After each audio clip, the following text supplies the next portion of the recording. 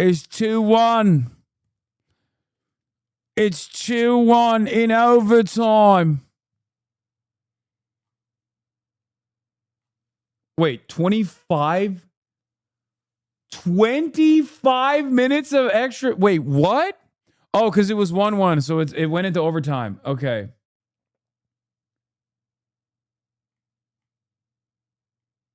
I see England bottled this. Yeah, you guys are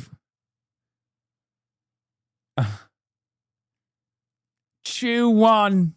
Incorrectly. You do not have an agenda-free product. And this has become evident not just in Willie's content, but also his behavior. Over time, Willie has proven to be massively biased towards Destiny and his community. In fact, as it turns out, he seems to be consistently compromised in his ability to report accurately on the Ethan, Hasan, and Destiny conflict. This problem became apparent early last year when Willie published a video covering Destiny's non-consensual sex tape sharing scandal. In the video, Willie republishes unverified claims that he gets from Destiny, the person he's meant to be criticizing. He goes on to say that people named Lav and Kelly Jean have been distributing his nudes, revenge porn in the literal truest sense. How many crazy women are part of this guy's life? At what point can I victim blame him? Willie's deference to Destiny showed up throughout this video. Almost half of the runtime was a critique of other people, like the ones who broke the story. And at the end, he couldn't help but bring up Vosh and yes, Hasan as part of a weird, look how bad all these other people are type of segment. So is Destiny's career over because of this? Well, if Tim Pool can frame himself as a patriot while secretly taking Russian money, Vosh can say Lolly makes you a pedo while having a folder full of Lolly, Hasan can frame himself as more credible than the media while reporting every story wrong, then why wouldn't Destiny Like, reporting every story wrong is crazy.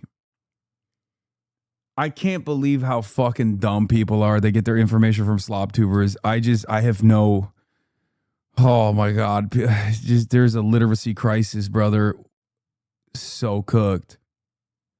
recover from this? Let's be honest, the real punishment is Hasan will bring this up every chance he gets. He also continues to glaze Destiny at the end of the video. Destiny and I were not friends. However, I have a lot of respect for him. He's the only major creator in the political space that I have covered that actually looks stuff up, reads first-hand information, and directly engages with his critics. And remember, all this glazing and whataboutism is taking place in a video that's supposed to be a confrontation about Destiny's crimes. But despite Willie's constant bragging about his superior journalism, I was the only one that reached out to everyone involved in this story. He included almost no information from the one person who actually accused Destiny of anything criminal.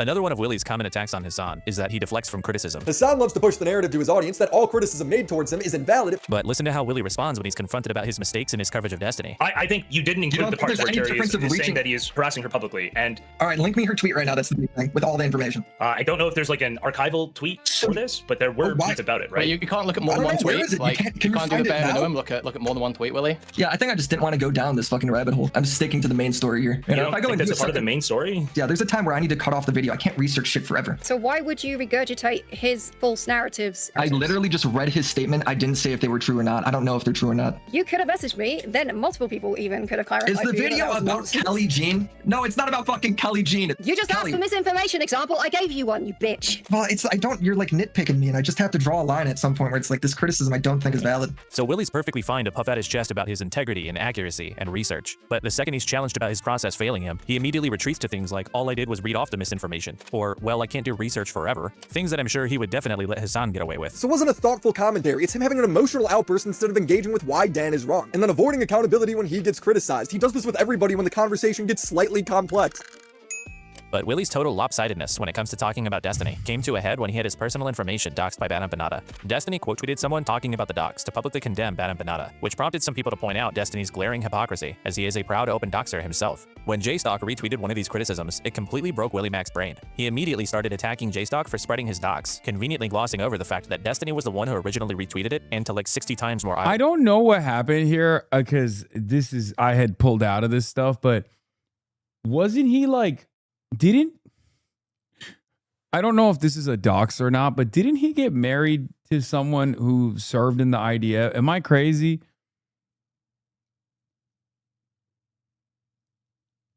Like, didn't he? Because he went, and I totally genuinely thought for the longest time that he had no like clue about Israel whatsoever, and he was just doing this simply because like,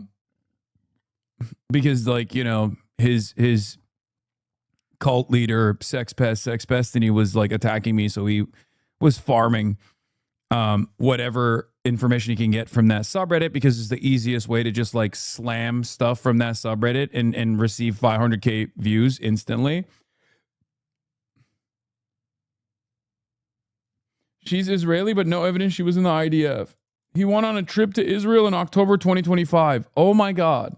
walls. But when people pointed out how nonsensical this was, Willy doubled down, claiming that he wasn't mad at Destiny because Destiny was defending him. But JStock and Dickers, these guys weren't not defending Willy. In a way, they were actually kind of criticizing doxing in general. After some more back and forth, eventually Willy just responded with, "Alright everyone, post my docs cause Destiny has you all mind raped." Huh. Willy persisted with this absolutely incoherent take by releasing a video on the topic a couple weeks later. At this point, my docs has already spread. Wait, why did he say Hasan tried to dox my wedding? Wait, what did I do? Wait, I doxed his wedding? Willy persisted.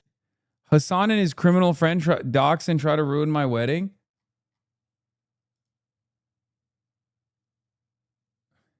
It's over. England penalty.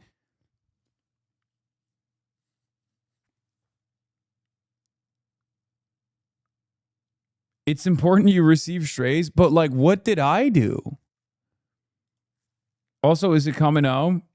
Did England miss? Not a pen! Mossad assisted replay, for fuck's sake! With this absolutely incoherent take by releasing a video on the topic a couple weeks later. At this point, my docs has already spread. The toothpaste is out of the bottle. What bothered me most in this moment was the narrative that I deserve it. Nobody said that. They're like, why aren't you mad at Destiny? He quote tweeted your docs too. Why aren't you mad at Destiny himself? Destiny is defending my already viral docs that's already in the hands of all the people who hate me. We're acting like context and scale don't matter. I don't even know how to analyze this. Destiny tweeting about Willy's docs is the largest in scale it would ever go, and the context of other people talking about it had nothing to do with doxing Willy. If it was already viral and everyone knew about it, then what the fuck is he complaining about?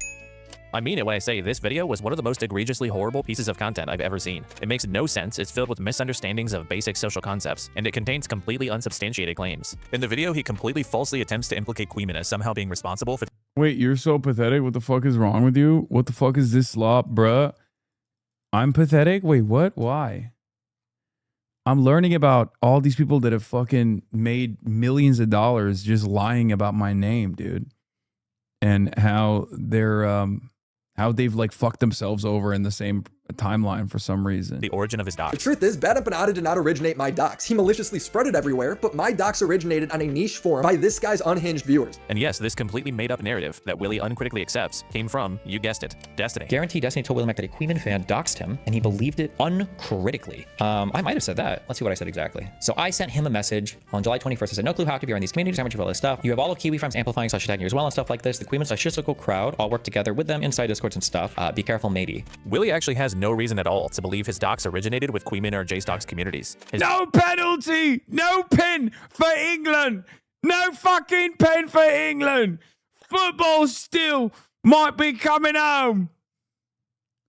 Pen got Vod! Damn you, Benjamin Netanyahu!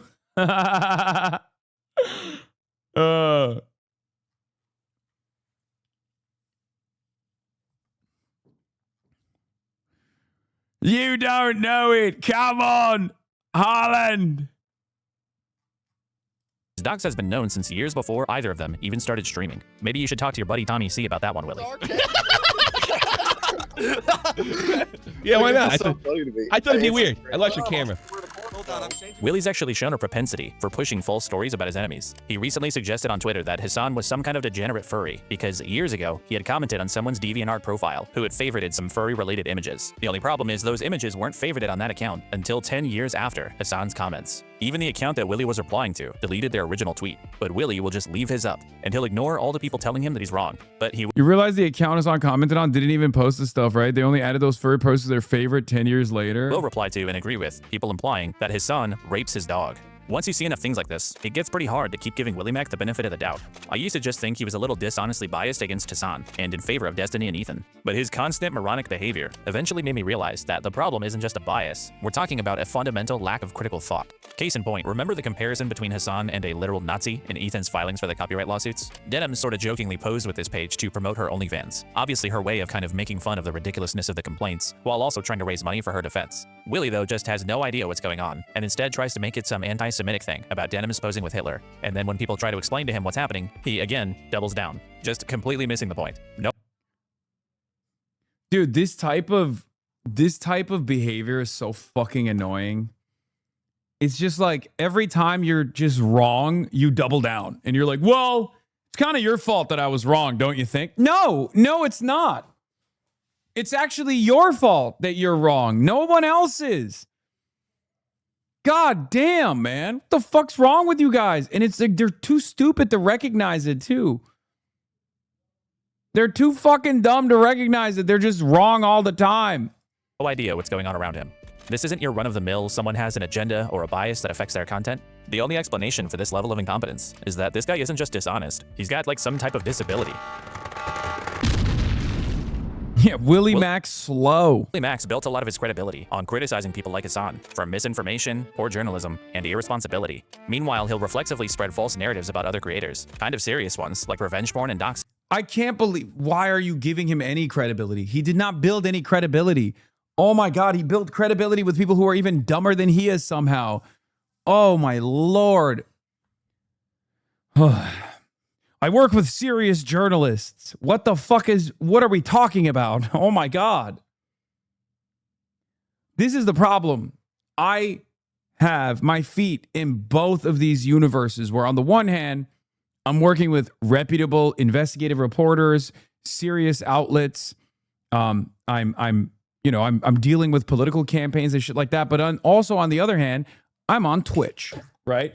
And as someone who is on twitch.tv, I get in the fucking mud sometimes and wrestle with the pigs. The problem is the pigs love the mud. They love the shit. They love the mud. They revel in it. They live in it. And therefore, unfortunately, the audience for these fucking pigs turn around and eat up that slop when it's a dumb fucking moron. Now I'm beginning to realize where all of this fucking insane shit comes from. You should leave the streamer shit completely or more effective on the ground. No, I should be able to continue doing both because this is where a lot of people are.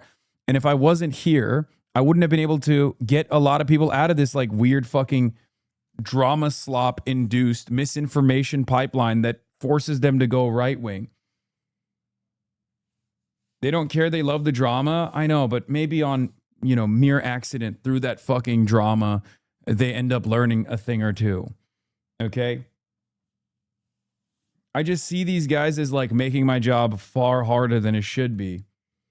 I found you because the DNC kicked you out, but I had been hearing shit about you for years, just like drama shit. And it's wild to think how much people I knew just talk shit about you with no actual knowledge of you. I know it's because of fucking, well, not this guy, but dumb fucks like, Willie Maxlow and all these other fucking people have just like generated so much fake controversy by just simply lying about what I do. Without verifying them. But when it's people he likes that are accused of serious things, he'll functionally run cover for them.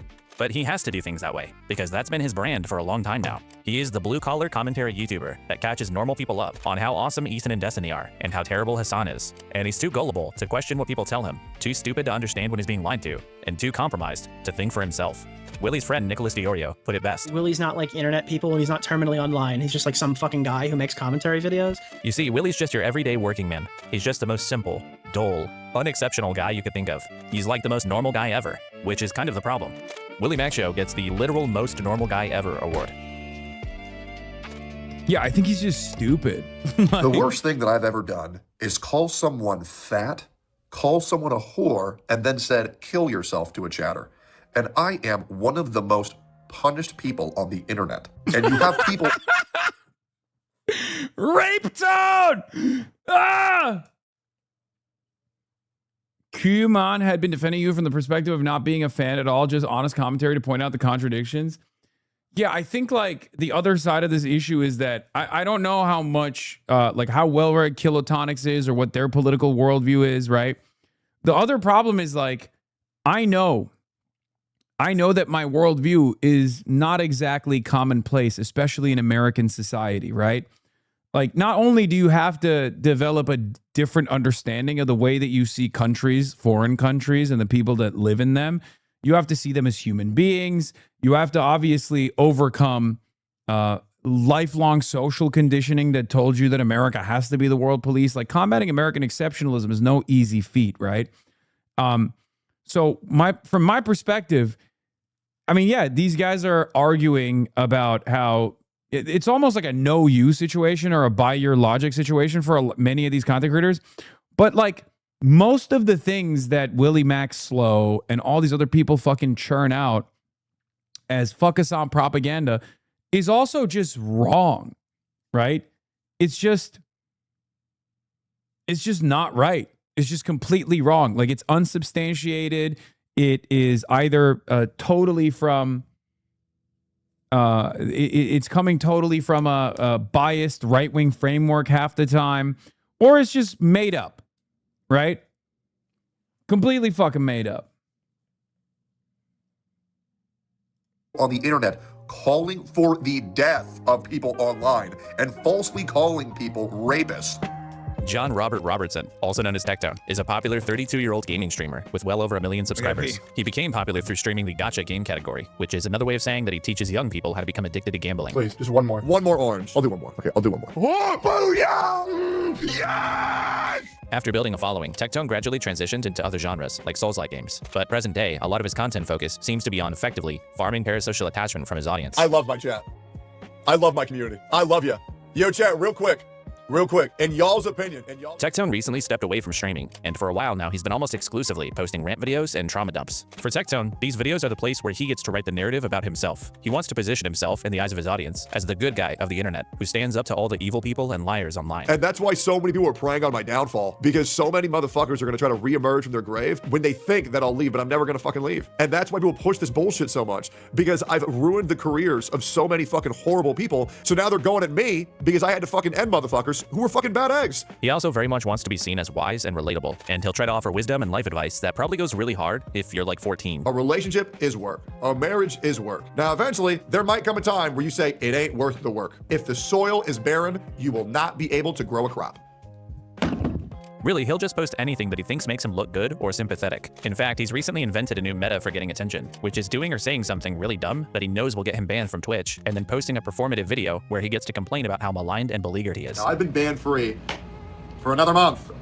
This is my monthly ban. He got banned 6 times last year alone, each time following it up with one of these videos. To get even more attention, he also started a slight political shift in his content recently, where he's been slowly easing into a very weird conservative grift. He'll go on rants complaining about liberals, cancel culture, wokeness, and basically anything that would appeal to very low IQ, politically uninformed people. COVID era.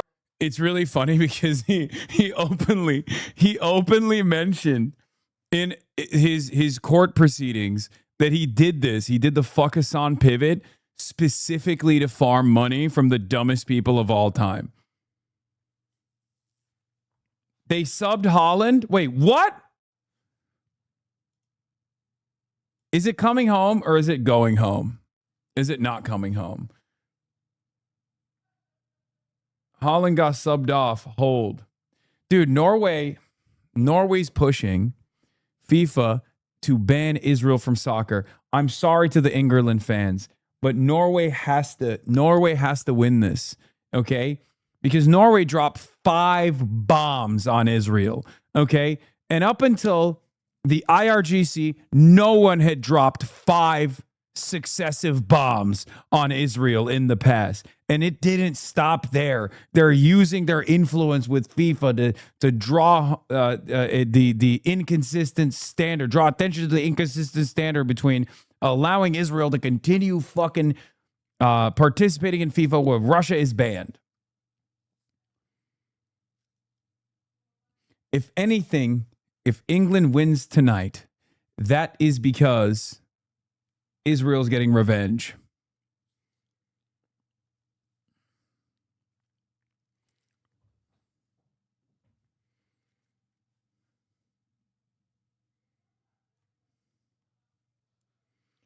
FIFA took away from Norway earlier in the game. It's rigged.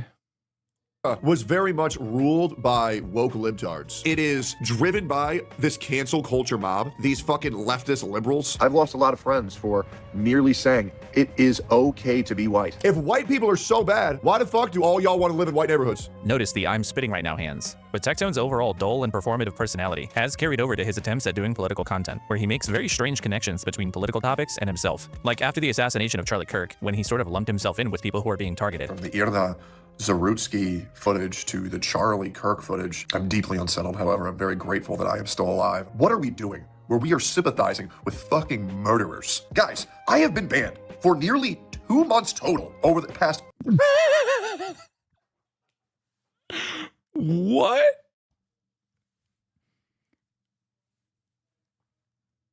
Dude, you are dumber than dirt if you watch this fucking guy. Oh my God.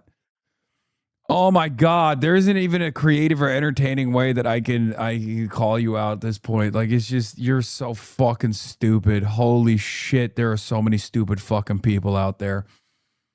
Oh my God, dude. 4 months for calling people names, yet there are people out there calling for the deaths of other people, political figures, and attempting to radicalize and weaponize their f***ing audience to hurt people and kill them. It's pretty obvious he's talking about Hasan Piker there, who lives pretty rent-free in Tectone's head. By the way, is this Tectone guy okay? Anytime Hasan experiences even the slightest controversy, you will find Tectone somewhere nearby, complaining about how Hasan gets special treatment. In May, he threatened to leave Twitch permanently if Hasan wasn't appropriately punished. Tectone also invoked his father's military service to let us all know how passionate he is about this subject. Hasan covered this tweet on stream, saying this: "My father, my brothers, and our soldiers did not bleed, sacrifice, and die for this bullshit to be allowed and promoted on Twitch." Now, there's much wrong with this. Turns out, this is who he was talking about, Tectone. Apparently, this is his dad. The biggest photo you see is of Colonel Michael Robertson. He was convicted of 14 accounts of sexual assault. He only served 90 days in jail and paid a $30,000 fine. As it turns out, Tectone's father, who's known in some circles as Iron Mike, is one of the most prolific sex offenders in U.S. military history. He was the central example in a congressional campaign called Stop Military Rape back in 2011. Hasan drawing attention to this led to a public meltdown by Tectone, where he claimed that he had no idea about his father's history, and he took the opportunity to try to paint Hasan as the bad guy. It's kind of hard to think of your family as a monster, I suppose, due to this all being resurfaced by Hasan, I suppose. Wait. Dude, I didn't know he did this. That's so funny. What the fuck?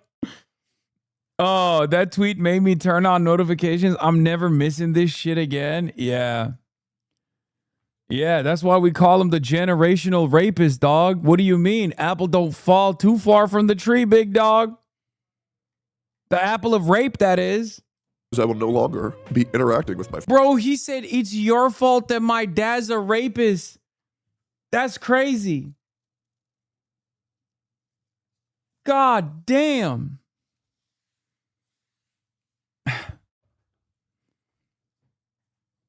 Father in any way, shape, or form on my stream or my content. Yeah, somehow it's Hasan's fault that you can't interact with your sex offender father on stream anymore. Apparently, it's all good to use your family members to try to argue for deplatforming someone, but if they point out that that family member is a piece of shit, then they're the asshole. This situation is a good example of how Weaselly Tectone can be. When his father was diagnosed with cancer a couple years ago, he referred to him as his best friend and lifelong role model, and said that he was always there for him. But ever since the incident with Hasan, all of a sudden Tectone speaks much more reservedly about his relationship with his dad. I barely knew my father at all. We got this man to disavow his dad. That's crazy. He was also shitting on your dad before this. Yeah, I don't fucking pay attention to Rape Tone, so I don't know anything that he did. This is one of the beauties of having some of the dumbest fucking haters too, and some of the worst people on the planet being my haters, is that they often just step on rakes on their own, and then they'll slam themselves in the face with a rake that they stepped on, and then we'll go, Hasan did this. And it's like, bro, I didn't even know this shit was happening. You know what I mean? I briefly came in, whoop, whoop, right? I didn't know none of this shit. I just knew you were a creep, right? I knew you were a creep. That was it. Like, that's all I knew. And then you come after me and you're like, oh, well, my father didn't almost die. My father didn't rape all those other sexually assault and harass all those other members in the service so that you could run your mouth about whatever the fuck you want on Twitch. And it's like, no, that's like technically in principle, that is what it was supposed to be about. Like, isn't that the whole point of the First Amendment? That, like, you know, our brave warriors are going out and, like, I don't know, fighting pedophile warlords, or, well, not even fighting them, giving them money in Afghanistan so that our free speech is preserved somehow. So, like, even on principle, that statement is fucking idiotic and wrong.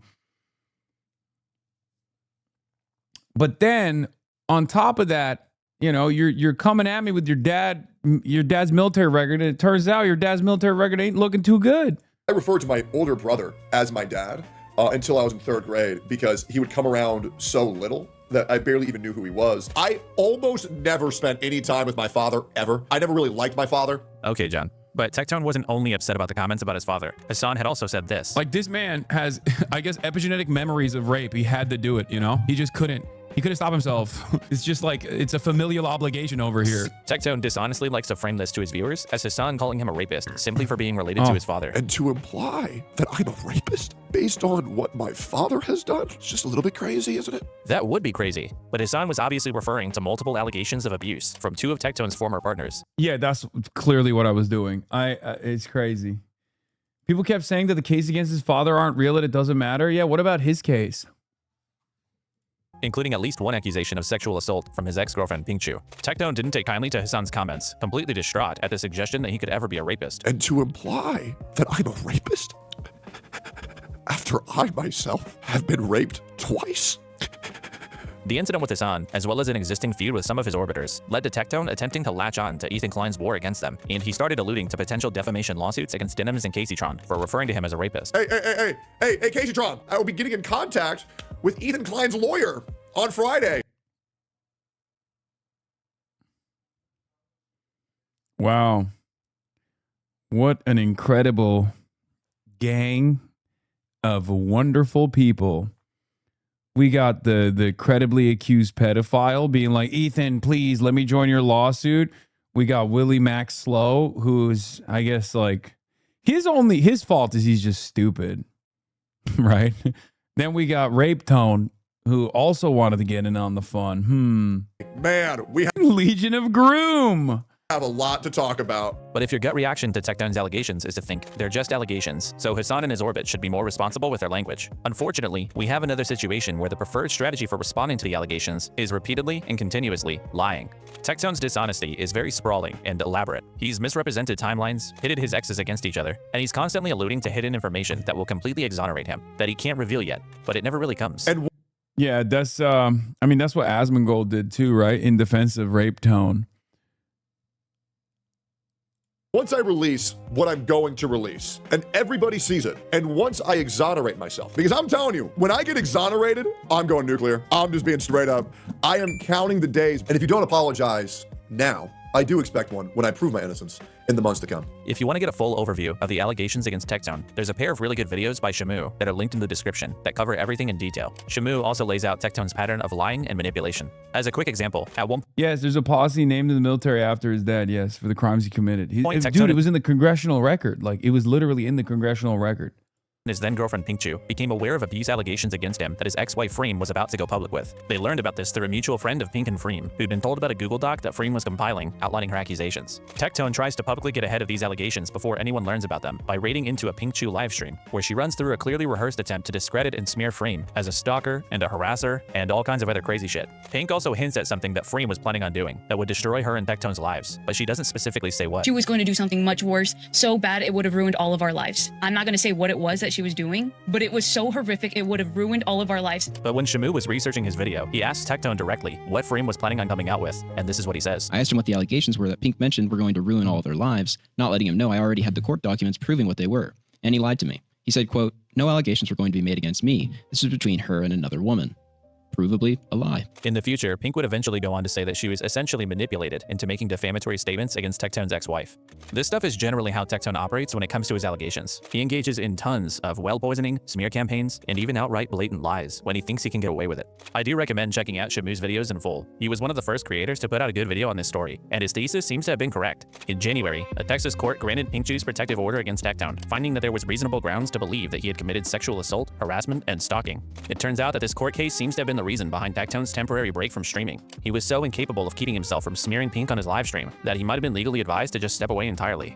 Once again, I want to repeat, Tectone in the court documents, in the deposition, openly admitted that he pivoted to right-wing content and specifically fuck Hasan content because he wanted to make money. Okay?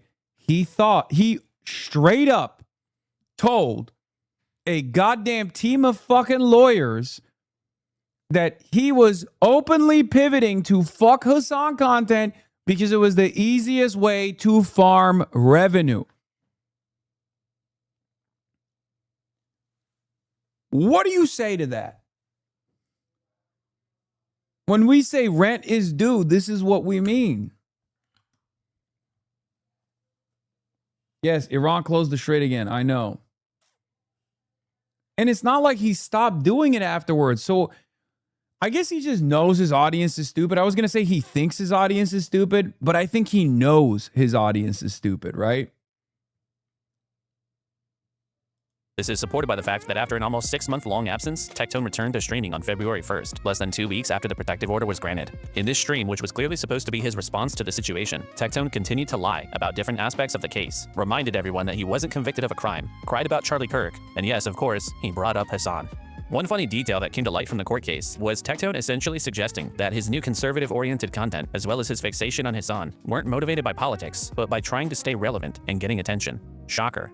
Ms. Kiff originally broke the story about the court ruling, and some people started distancing themselves as a result. But I don't really want to talk about the court case that much more. Not just because the details of what Tectone allegedly did to Pink are pretty demented, but also because we didn't need the court's ruling to make this determination. Similar to our Cameron F305 situation from earlier, while there may never be proof that Tectone sexually abused anybody, the sheer quantity of lies he deploys in defense of himself, to me, stands as pretty compelling evidence in and of itself. And this information was all already out there. There is proof. There were multiple creators doing the work of laying out how much of a manipulative liar Tectone is. You'd have to be kind of a willful idiot to have defended this guy, even prior to the lawsuit. Kind of like Cameron, actually. Even after the court... For the record, before people go, oh, should I start making like fuck Hasan content to get a GPU? You won't be able to farm it as much anymore. I still see it every now and then when I turn on YouTube, like randomly, I'll see a fucking stray video that's a rehashing of all of the classic, like multi-year long efforts. And they barely crack 200K nowadays. I think More Pegaslop unironically ruined that for a lot of other people. Like you can't even hit that any longer because the market is oversaturated, so it's fucking falling off. That paired up with the fact that like real world politics is shifting in a seismic manner, and I happen to be, you know, in some ways related to the seismic shift, you know, not entirely, but you know, somewhat a part of this this change that's taking place. So there is definitely a little bit of an anti-Hasan content fatigue. Plus, you don't want to fucking accidentally become a pedophile. You know what I mean? In the way that so many of these guys, I don't know if they started making the fuck Hasan content and became pedophiles, or they were pedophiles and then they started making fuck Hasan content. But somewhere along the way, you get outed as a sex pest. Ruling, his instinct was to defend Tectone, which was probably because Tectone is a big fan. What a fucking amazing video. Yo, guys, go here. Go subscribe to Cameron. Great content creator, bro's growing fast as fuck. Absolute W video. What's the saying? Predators of a feather hunt together? The way Tectone cultivates parasocial relationships, his attempts at narrative control, his willingness to lie, all of this stuff points towards a guy who is beyond desperate to maintain his audience. Probably because his channel is the one place where he gets to try to speak the way he wants to be seen into existence. When everything's all said and done, oh, it's gonna be all over the internet, man. Like, when everybody knows that I did nothing wrong and I've been getting backstabbed for years by all these dumb fucks, the reality is I've never done anything wrong. Here's the reality. Do you want me to tell you? I will also say, from my own personal experience, like being in this business for almost a decade at this point, I do think that a lot of people are just mentally ill. Like a lot of content creators are just deeply narcissistic. Like when I started off, I was friends with everybody and I thought everyone was so fucking nice. Right? I'm a dumbass. I always behave that way. I always operate with the idea that like everyone is a nice person. Everyone is you know, going through their own trauma, they're going through their own struggles, but like ultimately they all have the capacity to be good people, right? And slowly but surely I've begun to realize, like after the last decade or so of experiences that I've had, yeah, no, a lot of these guys are just fucking insane. Like they're just genuinely insane where they'll keep doing certain things where I'm like, why are you doing this? This is like hurting your own career. This is hurting everything that you've built. Ethan Klein is a great example of this, right? He did the cardinal sin, farming people that have opened their home to you and your extended family for clicks. Hasan called out XQC for turning on him for clicks.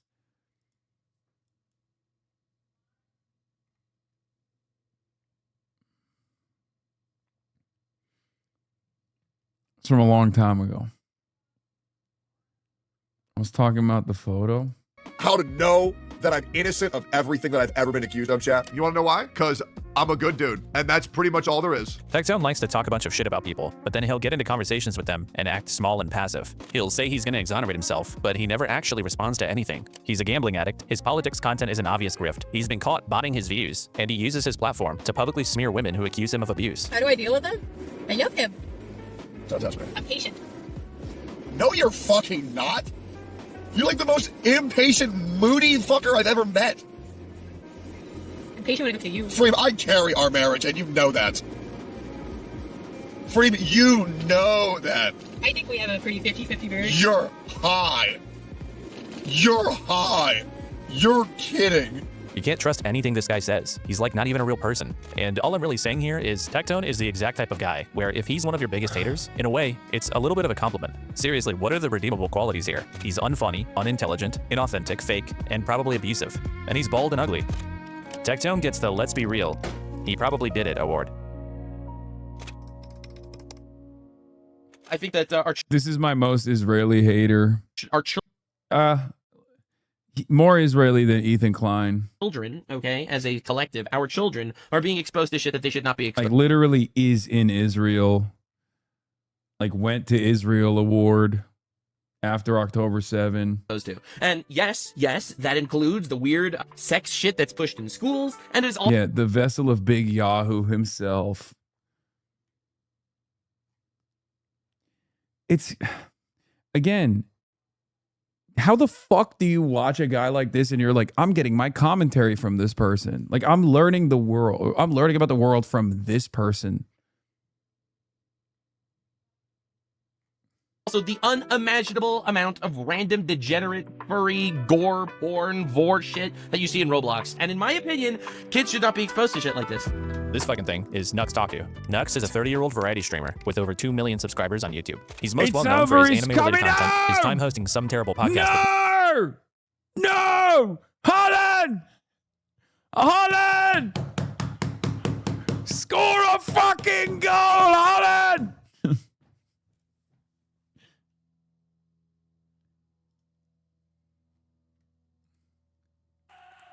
Is it over? Is it done? Is it over? It's done.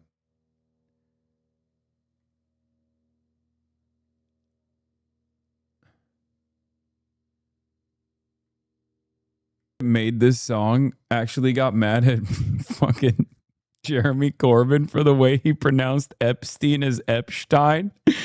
Oh, that's awesome. That's way fun. Holland was isolated the entire game. He had 2 shots the entire game. I saw one where they refused. There was a little bit of striker drama. Like, look. Baird coming forward. Holland just dumped Gahey to the turf. No foul called. Sola on the run. Erling Haaland's wide open in the middle if he can find him. Look at him. Sola taking himself. Alexander Sola. Give it the fucking Holland. What are you fucking doing? You absolute tosser. Pass the fucking ball. Fucking hell. I'm not watching. I didn't watch anything. Calm down. Let's get back to this. Mudahar, and making weird shit like this. I'm the chat type, Barry Bogger's mad type, Monka is my lad type, epic clapping rat type, Twitch is hentai. Nux's early career mostly consisted of satirical videos about popular anime series like Naruto and One Punch Man, before eventually incorporating video essays, analysis, and reviews of a wide range of anime franchises. In 2021, he debuted his animated virtual avatar, officially becoming what's known as a VTuber. I promised you guys that I would. I'm sorry, did you guys say stop, don't show it again? Or are you saying stop, don't show it again?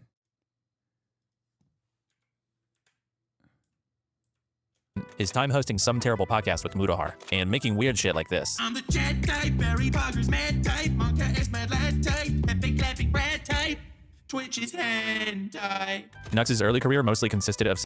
Are you guys saying stop, don't show it again? satirical videos about popular anime series like Naruto and One Punch Man, before eventually incorporating video essays, analysis, and reviews of a wide range of anime franchises. In 2021, he debuted his animated virtual avatar, officially becoming what's known as a VTuber. I promised you guys that I would do this a while ago, and the time has finally come. I have a VTuber avatar now, and it's time to take over the internet! And from here on out, I'm going to try to limit the It's another one of those things where like his voice is so goddamn annoying. number of clips that I use from Nux because, as you can tell, his voice is extremely fucking annoying. In 2020, Nux launched a second channel called Nuxanor, which originally focused on gaming and drama content. For a long time on this channel, Nux generally avoided covering politics. This is why I don't do politics, okay? I don't want to talk about politics because it's the most toxic fandom of all time. As you know, politics, not really my wheelhouse. Not really stuff I cover, not really stuff I care about, and I am just some anime-looking idiot on the internet that you shouldn't actually be listening to for any political opinions. But over time, his videos became more and more about real-world drama and current events, and eventually, he started covering politics directly. You can probably guess what Nux's political takes are like. They're just soulless, vapid, cancel culture bad, woke is bad, repetitive bullshit. All the leftists pushing their fucking bullshit. We are so done with the entire cancel culture bullshit. And the TikTok liberals with the nose ring piercings, holy, they are not taking it well. Because wokeness is a cancer as well. Woke is dead is not enough. We don't just need the culture shifting away from woke. We need to destroy it. They want your children raped, and they want your children castrated. This is the party of evil. It seems like what happened with Nux is also what happened with Techdown. Their foray into political content was inspired by Asmongold, and I imagine these two just like the idea of feeling like they have something meaningful to say about something other than cartoons. But the problem with this is that Asmongold is barely more sentient than either of these guys. Oh! And obviously, when someone who doesn't cover politics watches an idiot for a year or two, and then suddenly starts taking hard political stances, you're going to wind up with some pretty terrible analysis. Real quick example. In 2022, the US Department of Justice started an investigation into Donald Trump's plot to overturn the results of the 2020 election. Jack Smith was appointed to the case by the US Attorney General, but in November of 2024, Donald Trump had just won the presidential election, and as a result, Jack Smith dropped the criminal case against him because of the DOJ's policy that they cannot indict a sitting US president. Nux watches Asmongold's reaction to this story, and the level of engagement you get from either of them is incredible. We've got some breaking news. Special counsel Jack Smith is seeking to dismiss the Trump election interference case in Washington, D.C. Oh my god. The way I see it, if he actually did do something wrong, they should punish him. No one should be more powerful than the law. But on the other hand, Jesus. if this is fake, and they're dropping the charges because they don't have anything because he won anyway, then you fucking pieces of despicable shit stains that literally wielded the legal system against this man for 4 years, you are vile. The way I see it, it's one of those two options, and either way, it's not pretty. Those are not the only two options, in fact. Obviously, the third option, again, is that the case got dropped because of DOJ policy. But neither one of them says anything about this. Look at Asmongold just smiling like an idiot. But it gets worse. This was expected. We've been actual lizard people reporting for a few weeks now that this would happen since the DOJ cannot prosecute a sitting president. Today, this news brings Wait, the anchor just told you guys what the third option was. She literally just said why. No, nothing? No comment?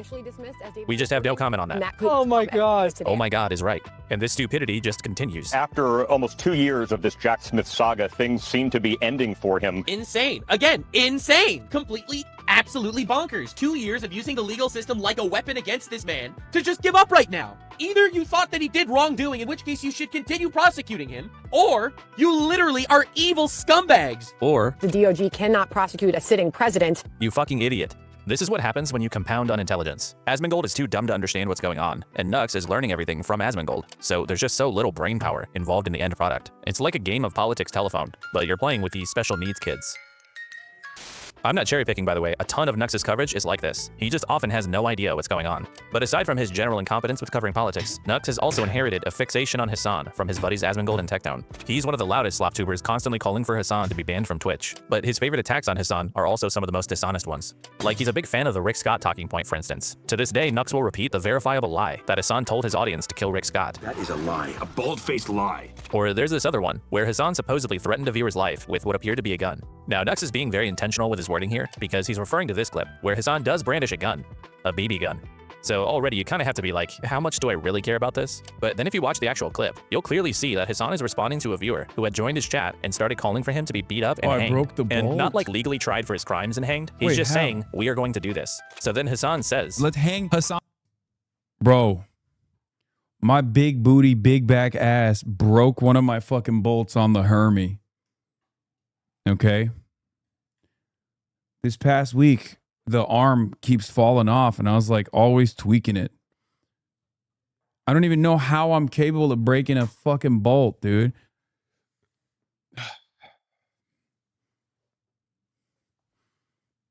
Dolce & Gabbana Razor collab chair?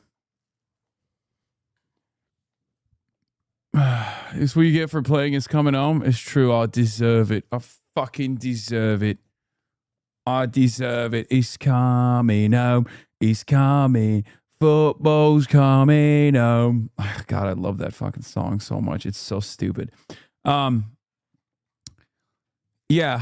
Where were we? Oh, yeah. He's claiming I was fucking trying to assassinate a viewer. Mamdani for treason, he says. The fuck are you gonna do, you skinny bitch? And yeah, then he pulls out the BB gun and kind of waves it around for a second. And the obvious question one should ask themselves after seeing this clip is, who gives a fuck? If someone makes a threat of violence towards someone else, who cares if that person threatens them back? I mean, sure, Hasan technically threatened this chatter, but only in the context of defending himself. So to leave this story at the headline of Hasan threatened a viewer with what appeared to be a gun is total bullshit. But even if it wasn't, and there was some kind of call to violence or threat worth caring about here, I don't really want to hear it from this guy. And the people at CDC who oversaw that process are the people who will be leaving. Leaving? Fucking kill those motherfuckers! Leaving? Yeah, in a body bag! String them up Nuremberg style! They fucked a generation! Oh my god! Wow, this guy's like a total bloodthirsty maniac. Now, there are plenty more examples we could go over, but for today, I'm specifically interested in one of Nux's favorite insult about Hasan, which is to refer to him as Hasan Diddy Party Piker. You'll remember from our Cameron segment earlier that Hasan did attend a Diddy party, but apparently he got uncomfortable and didn't stay very long. Now, obviously, You'll also notice, by the way, Nuxtaku is Israeli, so.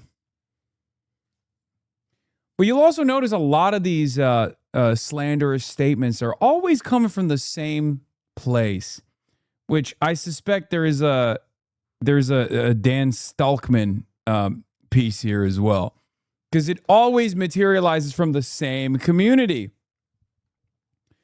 No, man, I didn't go to a fucking Diddy party, dumbass. No, I went to a Coachella after party. It was a Ciroc party far before anybody knew anything about fucking P. Diddy's crimes, and I was creeped out by it. And there it is. I'm talking about it in fucking 2019, being like, I don't really know what the deal is here, but I find it very strange. Osama bin dripping. And these guys unironically racist against Israel. I know that's the new meta, right? They say I'm racist against Israel. Yeah, I'm fucking racist against Nazi Germany too. Racist against apartheid South Africa. Racist against Rhodesia.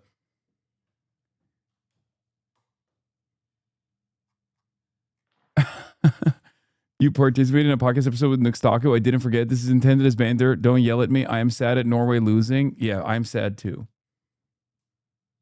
if someone brings up someone attending a Diddy party, they're suggesting that that person has engaged in some sort of sexual misconduct involving a child. That's the implication. Or in the case of Nux, the explicit accusation. And while we've already seen that that suggestion for Hasan seems... Isn't this the Hasan Parker guy known possibly having sex with children at brothels and at Diddy parties? No.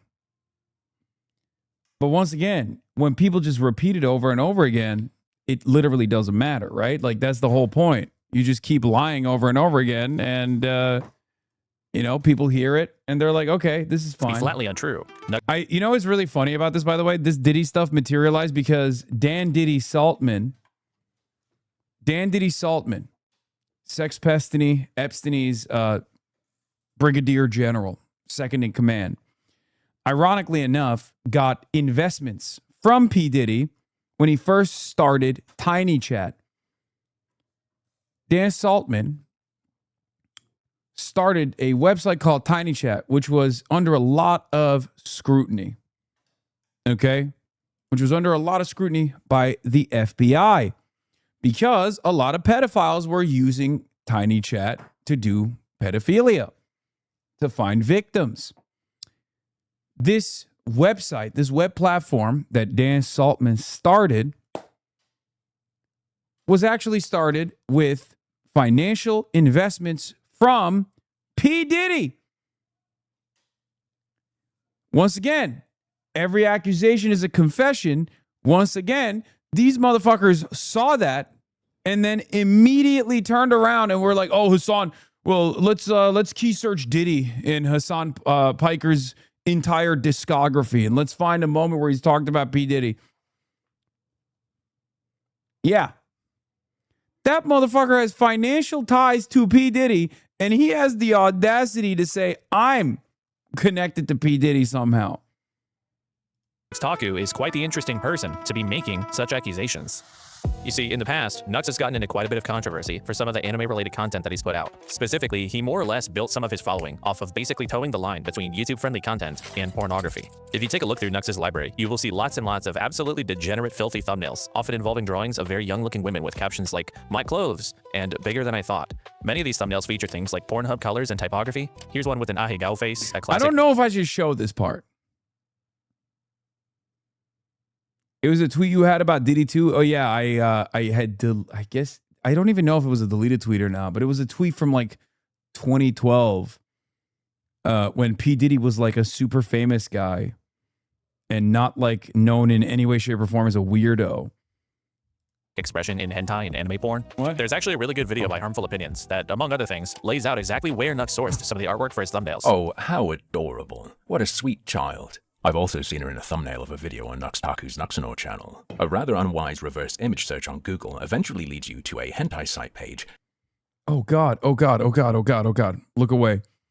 Georgie and Reed are ready for the big game. Okay, I'm glad that we are officially recognizing that I was always right, that Georgie is British. Georgie voice. That's right, I'm trying to fucking go to sleep, yeah. Fucking hell, these humans.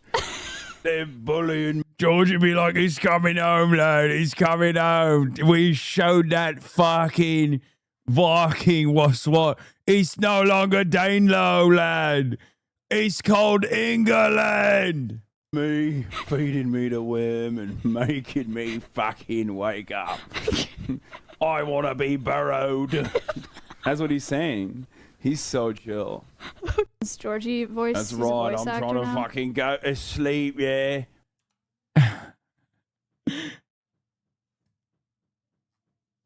Glad we agree.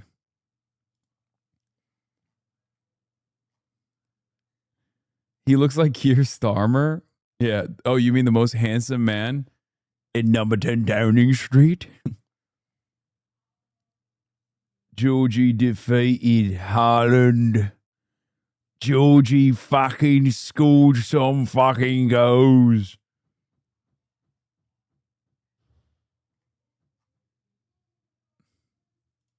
Where the image, which features an erect penis that had just been cut off for the thumbnail, is tagged with, among other labels, imminent rape, loli. Pretty weird stuff. But the point here is that thumbnails are the way that a creator chooses to market themselves. And there's a pretty insane level of pornographic influence in the way that Nux marketed his channel. He obviously established a not so insignificant portion of his audience by signaling that his content is pornography oriented, which it is. For example, Nux made dozens of videos about Rule 34 porn. I hosted the craziest Rule 34 tournament. And if you're not familiar with the term Rule 34, it's a term and website talking about how if anything exists, there is porn of it. And note that in this video, Nux is not only telling you the name of the website, but also what kind of porn you can find there and how much of it. And the only reason why that— One of the other, I mean, yeah, again, Nuxtaku lives in Israel, just pointing that out for no reason.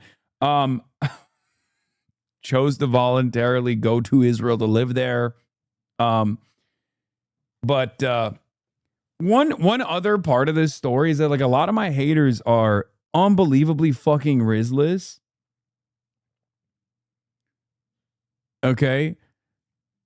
And not only they're unbelievably Rizless, but like they also sound so fucking nerdy.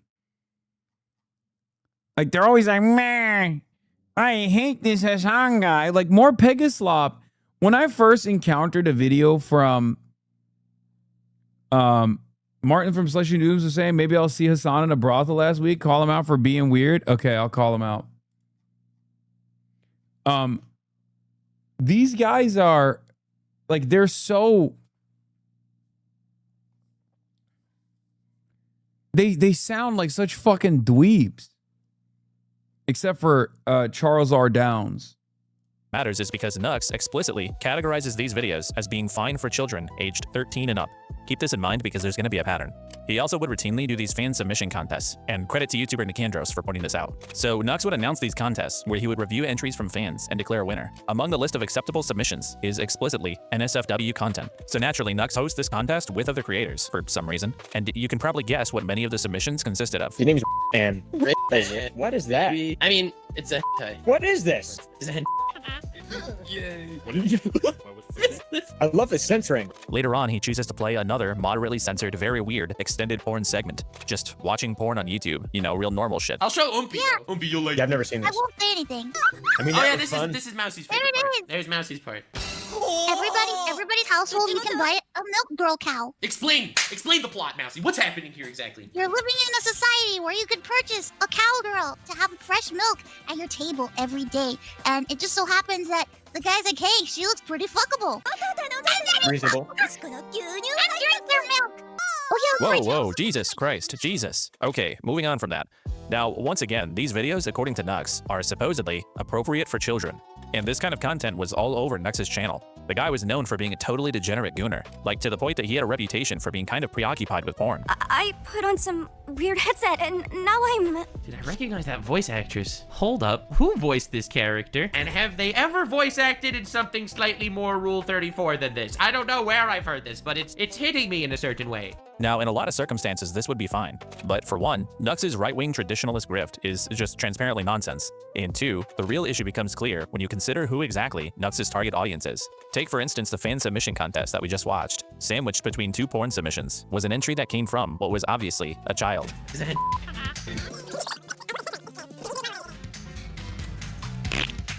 Noted credit to Nicandros for this. This is a video of child. The child just farts and then shoots their dog with a Nerf gun. Censored video for privacy. Bro. I don't even know what that was. That was some kid just sent you a video of them shitting and then shooting a dog with a Nerf gun. Oh no, it's all that time. I'm gonna be honest, man. When you did this, did you not think people would send you all this shit? Yeah, I Who didn't did you expect think they were gonna send you? Aw. So Nux is publicly announcing fan submission contests where he expressly requests NSFW entries. He doesn't age restrict any of it, and then when children participate, he doesn't remove them. He publishes them, right alongside pornography. And this one child was not an outlier. Nicandros, in his video on Mudahar, discovered that as it turns out, old Nux Taku videos often received a significant number of comments from people claiming to be underage. The most vile part about this video is that the comments section has many children in it, explicitly reporting their ages. 11, 10, 9, 7 years old. One of the minors comments that the only place they can see the uncensored animation, Pornhub, is blocked on their father's Wi-Fi. Nux, in fact, made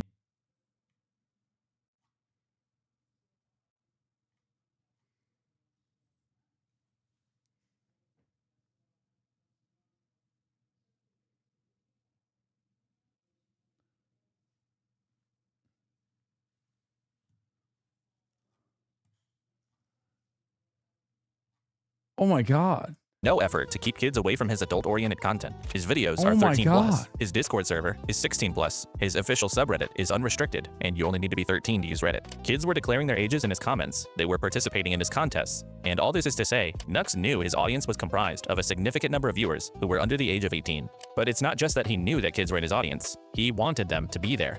Look at the subjects of Nux's content. We're talking Pokemon, Minecraft, Mario, numerous popular cartoons and anime series, things like Disney, Fortnite, you know, stuff that appeals to kids. He drew them in, allowed them to watch his content, and welcomed them in his communities. He wanted this. But why? He was making money. And the thing he made the most money on was sexualized portrayals of these children's characters. The most popular video he ever produced on his channel featured an Animal Crossing character performing a sexualized pornographic dance. And this is the first major problem with Nux's old operation. This specific behavior is known as EPI, early porn introduction. It's most commonly used to refer to a fetishistic normalization of pornography to kids. Not only do the franchises Nux covered attract children to the content, but when these figures are presented in a pornographic way, especially when they're frequently childlike youthful depictions, the child is now seeing their world being Dude, I didn't know the fucking depths of depravity. I thought he was, I mean, look, I thought he was a nasty guy from just his vibes alone, the Twitch's hentai stuff, some of the right-wing shit that I had seen. And I just assumed that he was like really into weird hentai stuff. I didn't, like, I had heard, because I saw some of the Nicandros stuff, right? Where I wasn't like fully aware like the level of depravity from this fucking demon. He is like fully into the worst possible things that you could be into. Because you stopped the Nick Hendros video early, I know, and he really wanted me to watch it too. Sexualized, which normalizes the idea to them that they exist in a sexual context. And now the next time the child is playing Animal Crossing, it's not really the same old innocent hobby. Bro, this, by the way, this entire video is Judge Me by My Enemies. Somebody started perverting it for them. And the second major problem with Nux's old operation is even worse. As I mentioned earlier about the Rule 34 segments, a lot of Nux's videos made it somewhat easy for children to happen upon uncensored pornography themselves. Whether it was naming the websites directly, using thumbnails that lead straight to porn sites with a reverse image search, or simply showing the titles of explicit works that kids could easily search for. Nux's content made it trivially easy for children to find the real thing. But making pornography accessible wasn't just a part of his videos. In fact, the culture of Nux's community was one of common collaboration on locating the sources of the explicit content that Nux covered on his channel, like his official subreddit, where helping each other find the original uncensored materials was commonplace and seemingly never moderated. And again, you only have to be 13 to be in this community. And as discovered by Nicandros, the 16 and over Discord server also for a time had an easily accessible NSFW channel. And this sourcing and sharing pornography type of behavior in Nux's community wasn't just permitted or ignored. In some cases, it was even encouraged by Nux himself. So this guy was essentially weird how the anime community was cool with him, but politics is too far. Yeah, because this is the type of non-political politics. That's what it is.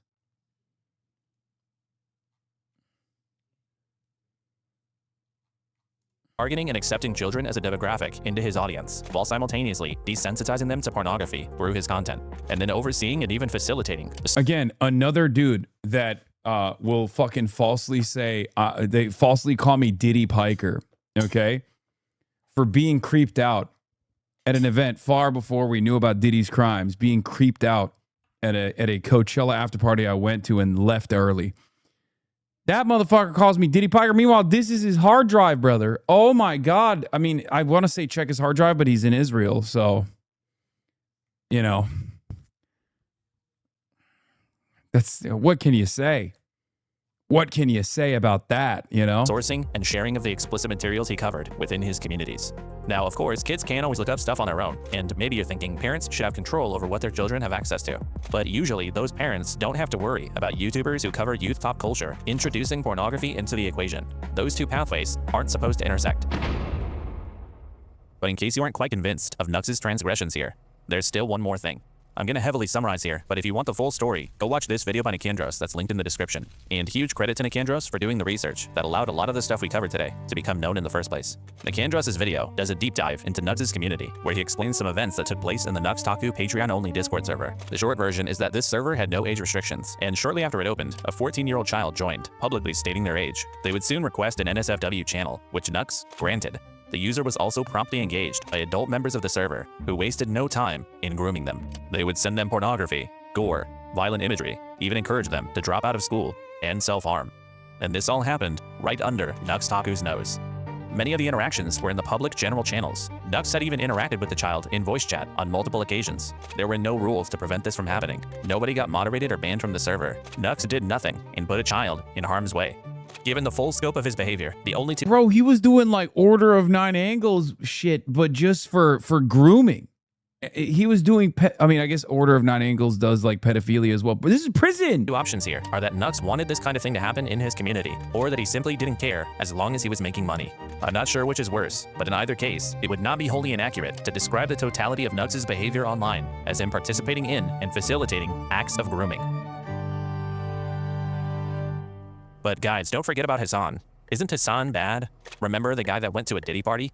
Hasan bad is actually Nux's go-to strategy for responding to controversy. In fact, when responding to Nicandros' highly damning video, Nux did not take any accountability. He didn't acknowledge any wrongdoing or recklessness. He did this. Everyone did these videos, all right? PewDiePie, biggest YouTuber on the platform at the time, was making Boku no Pico reaction, an animation of adults raping little boys. And it became a huge meme, and a lot of massive YouTube channels ended up reacting to it and talking about it. It's a really disgusting thing. But unfortunately, it was really common. Now, I find it ironic that people like Hasan, all right? Hasan is gonna show up and he's gonna call me a pedophile. pedophile and call Tectone a rapist and call everyone everything. Now, Hasan calling me a pedophile for things he's done, all right? Like, this dude went on podcasts where they promote this kind of thing, all right? People on this podcast are pro-lolly directly. Pro-lolly. Openly pro-lolly. I, however, have really And then this guy actually spent 5 minutes going through the Hasan Bad Greatest Hits, and then he buried this response to the Nicandros video deep in a Hasan segment on his second channel. Very shameful. Funnily enough, Hasan actually might partially be the reason why Nux's podcast with Mudahar fell apart. A little over a year ago, Hasan was reacting to a YouTube drama Reddit post talking about how Nux had shown his co-host some lolly pornography. Resurface video of Oompaville, some ordinary gamers and Nukes Taku watching lolly porn together on a Discord call. Mudahar was very clearly bothered by the criticism he was getting for associating with Nux, and the extra exposure might have contributed to him posting a video distancing himself from Nux only a few days after Hasan's coverage. This is pretty surface level research, but before Mudahar canceled their podcast together, Hasan had been mentioned on Nux's second channel only 95 times in 4 years. But since then, he's been mentioned almost 500 times. So in just over a year, Nux has increased his coverage of Hasan by almost 400%, ever since Hasan's coverage might have pressured Mudahar into ending their podcast. That might not mean anything, but I thought it was interesting. Nux has also since teased a lawsuit against Hasan for calling him a pedophile. You call me a pedophile, that's slander, Mr. Hasan, in case we're calculating. I am looking into lawsuits, don't worry, it's gonna be fun. But Hasan responded by saying this. He wants to sue me for slander for calling him a pedophile, only to discover that a slander case would open him up to discovery. And I feel like his hard drives would be so criminal that he might actually go and face criminal repercussions in the aftermath of said situation, you know? And ever since then, Nux has gotten pretty silent about any potential lawsuit. What was that thing Nux said earlier about wanting to protect kids? Our children are being exposed to shit that they should not be exposed to. The unimaginable amount of random, degenerate, furry, gore, porn, vor shit. I'm telling you, you have no idea how much weird garbage is there. And in my opinion, kids should... Yeah, I mean, he moved to Israel. I'm going to keep repeating this, but he moved to Israel. not be exposed to shit like this. Nux Taku gets the Great with Kids award. He's all good with them. Jesus Christ. Okay, this one... Hasan Piker is a genuine douchebag, extremely unintelligent, probably as politically illiterate as me on most things, and I literally know nothing. I'm a complete fucking normie who doesn't care about politics. Nicholas Diorio is the owner of a pair of mid-sized commentary YouTube channels. His following is somewhere around 150,000 people, and he's known for covering new online dramas and his Ultimate Rape Review segment. I'm the host of Ultimate Rape Review.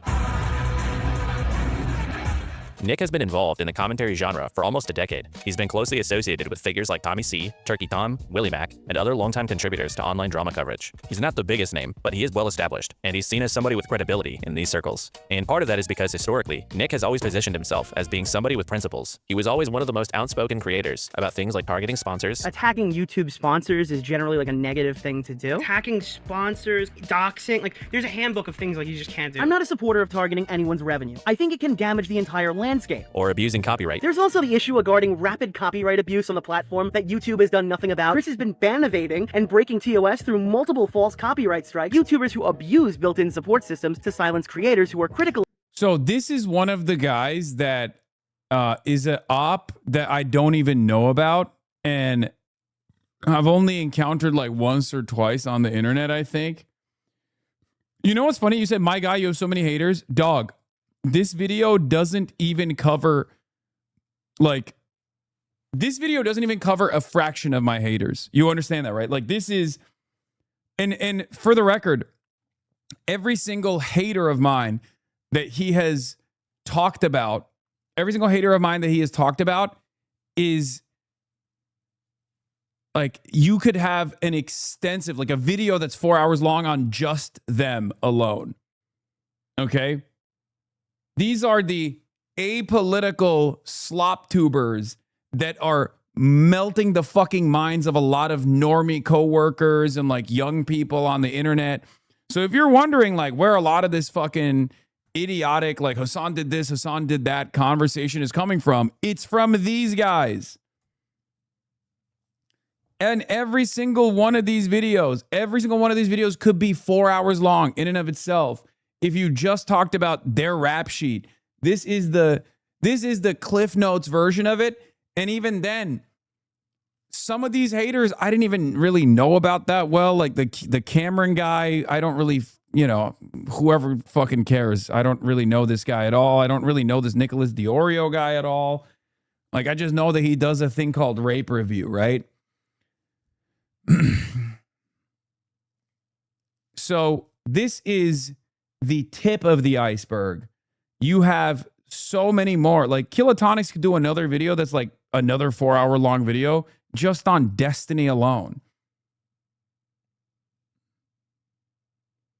I had someone in real life say you hate black women, but I think that's coming from the libs, not these guys. Yes, these videos have been circulated around the internet and bounced around so much that like now I have actual real world like haters in places of power and prominence, like in the media or like actual consultants, actual politicians. I mean, look, Rick Scott fucking cries about me on a damn near weekly basis.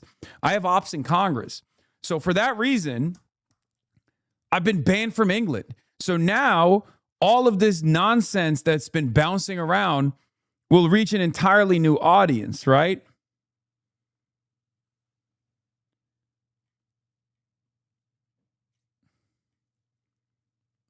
So now you got like older normies, which by the way, the older normies are much easier to convince. You can just literally be like, that's not true. You got duped by the internet, Unc. You know, let's take you to bed. I got ops in Congress. I got ops in positions of power in governments. I got ops in both parties in this goddamn government.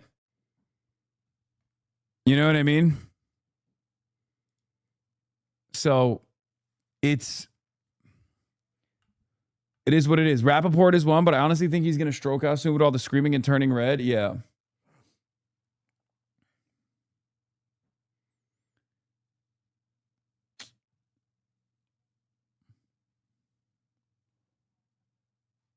Of them are the worst of the worst. In defending free speech. Oh, what's that? The Jeff Holiday? Apparently Jeff takes a holiday from free speech. He locked replies and attempted to silence criticism. I have no fucking problem with anybody being a leftist, as long as you don't try to infringe upon my free speech. So because of that outspokenness and his proximity to other large creators, Nick was always a somewhat prominent voice, helping enforce the core standards for his corner of the internet.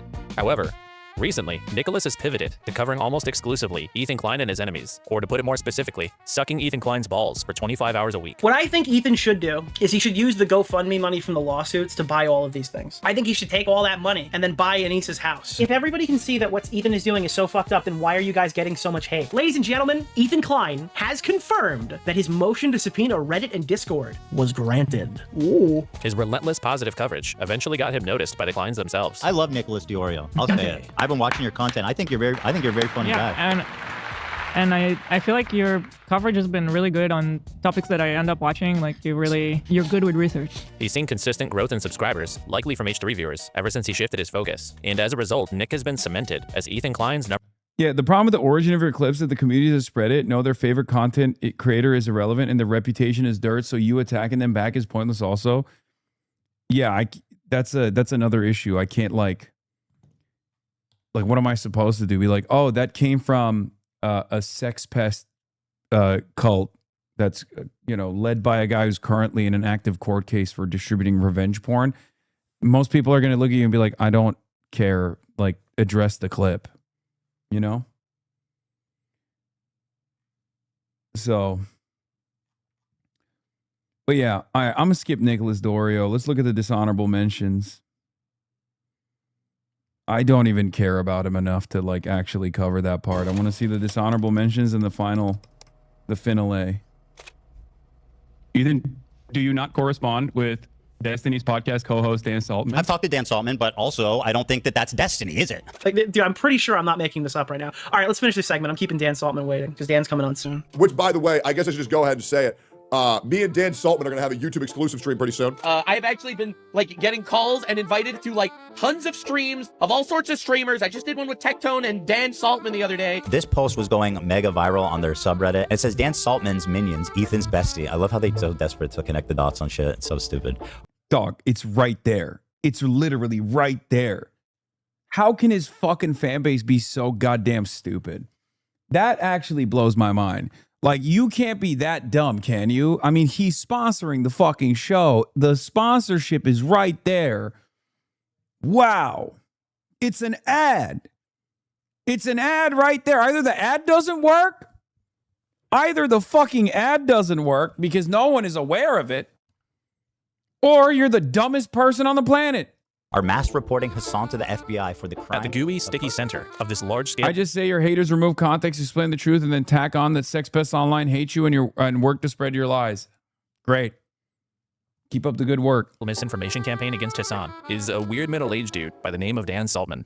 I don't really want to give equal time to this guy, but to his credit, it's hard to ignore the impact he's had on people's attitudes towards Hasan. You see, Dan is the kind of guy who gets off on feeling more important than he actually is. He's always talking about how much money he has or how many important people he talks to. I have House of Representative members that I have meetings with. And he really likes the idea of being remembered for something bigger than just being Destiny's best friend. To that end, he's decided to spend the last couple of years pouring resources into desperately trying to bring down Hasan. He kicked things off with his campaign against Dan Clancy and Twitch regarding anti-Semitism, which he opened up by massively overstating what was actually just a very stupid oversight on Twitch's part. The claim was essentially that Twitch had been banning Israeli users from making new accounts. But aside from the fact that Dan potentially lied in the way that he presented this initial complaint, Twitch's totally understandable explanation didn't stop him and Ethan Klein from helping launch a full-scale PR attack on Twitch and its sponsors, citing things like chat messages during Hasan streams as evidence of Twitch harboring anti-Semitism. Another notable example they used was this panel during TwitchCon 2024, where a group of Arabic streamers ranked other creators according to their level of affinity for Arab culture or something. Now, it would be totally fair to criticize the people who hosted this panel for it being stupid and not funny, but Dan and Ethan Klein managed to convince a bunch of people that this tier list was actually racist against Jews. I mean, it's kind of just Arab good, Jew bad. I mean, I'm having a hard time seeing this any other way. While trying to excuse her racist, disgusting, fucking anti-Semitic behavior on stage.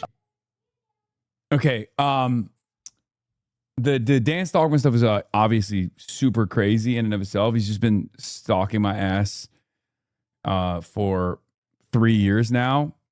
It is kind of funny because, like, once again, we go back to what do you do when someone just has a lot of money? Dan has a lot of money, right? So does Ethan. And they're just insane. Like, they're positively batshit. They have nothing to lose. Ethan actually at least had like some level of respect within the content creation community that I think is forcing him to maybe reconsider his like frivolous lawsuits and stuff. But Dan, nobody knows who he is. Nobody gives a shit. He's just an insane guy with a lot of money, and he will continuously bot his posts. Like, he will buy favors from people like Ethan Klein. Like, he will literally do everything in his power to regularly do opposition research. And in most circumstances, because I don't have anything that you can do opposition research on, they'll just make shit up. They'll just keep lying continuously and engage in like sophisticated doxing and smear campaigns in many instances where they're just straight up lying about shit.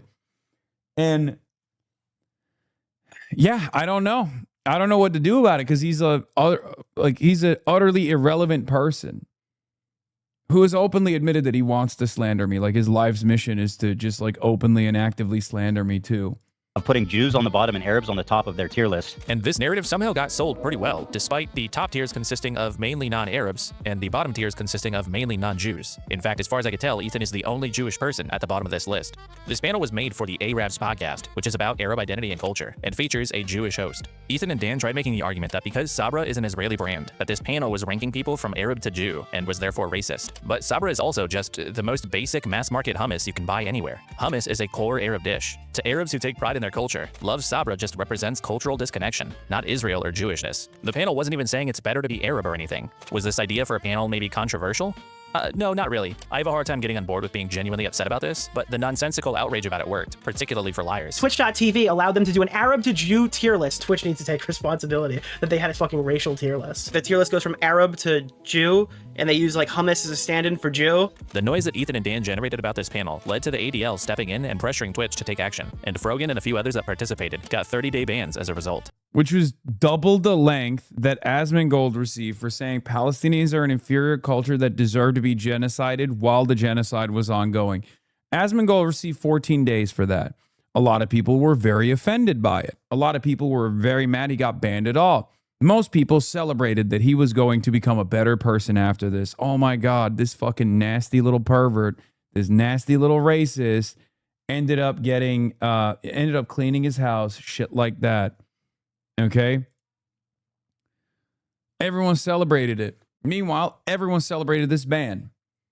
A ban that got pushed by the ADL, which is Israel's own attack dog, the Apartheid Defense League. The ADL, which gamers normally fucking hate, including Asmongold, right? Because they were coming after Steam for a while, all of a sudden was the hero in this story. These guys don't give a shit about anything. Which was kind of ridiculous, but this is essentially what most of Dan and Ethan's war against Twitch consisted of. Misunderstandings, bad examples, or even outright lies, like using a completely fake, doctored screenshot of an anti-Semitic meme on Twitch's front page. Or if you go to Dan's website and you take a look at the examples of anti-Semitic chat messages from Hasan's community, it's actually laughable. In fact, I challenge anyone watching this video to go comb through Dan's website and try to find me one genuinely racist comment. I legitimately couldn't do it. I'm sure you could probably find real examples of creators or chatters being anti-Semitic on Twitch, just like many other forms of hate. But if this were a real actual systemic issue at Twitch, why would these guys need to lie about it? But with the help of the ADL, their campaign actually worked, and Twitch experienced a notable decline in overall ad revenue, which did adversely impact some streamers who don't even have anything to do with politics. And despite how fake this whole anti-Semitism thing was, Dan even went so far as making threatening comments towards the families of Dan Clancy and other Twitch employees. They don't sleep good at night knowing that I'm downloading every Facebook comment that you've made, Dan. And I've basically downloaded every comment you made everywhere. All of your travel journeys, the stuff with your kids, literally everything. Downloading it all and use it all against them. The quote from you was something like you have to go after the people they care about. So I have a list of all the employees in trust and safety, and half of them hide. No profiles, no nothing. I hope I don't have to go to this direction. Sometimes there are people and you can't get to them, no matter what level of insane targeting you do to them. No matter how autistic you are with the websites that you set up and everything else, they just don't care. It's so funny that this guy and Epstein unironically still to this day are like, why are we not unbanned by Twitch? I don't know. Maybe because you literally actively openly admitted to stalking and trying to dox members of the Trust and Safety Committee on the fucking platform, on your goddamn live stream. That's why we call him Dan Stalkman. This guy is like 60 fucking years old, by the way. And the craziest thing is, you know what happened at some point?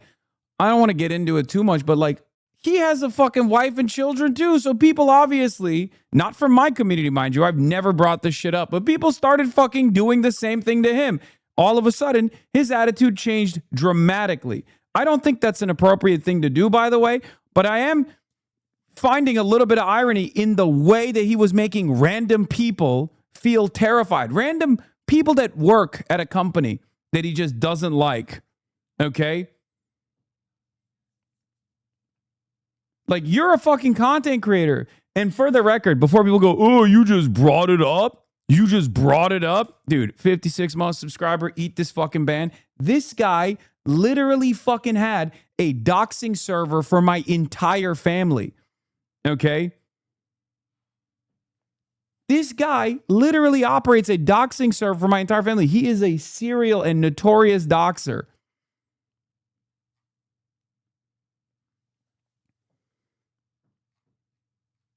The fuck are we doing? We have to get back to a normal place on the internet where we can't just like mass harass, mass stalk, mass dox people and their family members and the individuals in their lives, okay? We can't be doing this shit. I don't participate in it. I wish he would stop participating in it. Then you have to start going to the people that they care about. And then they start caring. Yeah, you got to be a little bit unhinged to go against a $50 billion company as one person. And I say back to, and the reason why I say back to is because this kind of stuff was always happening, right? This kind of stuff was always happening on the internet. It just was happening, you know, in the deepest, darkest pits online, okay? People like Dan Stalkman, people like Epstein, they organize it and they turn it into content. They take, hey, thank you, Phoenix Emoji, for the 56 community gifted subs in honor of that 156 month chatter that just got fucking yeeted off the face of the earth.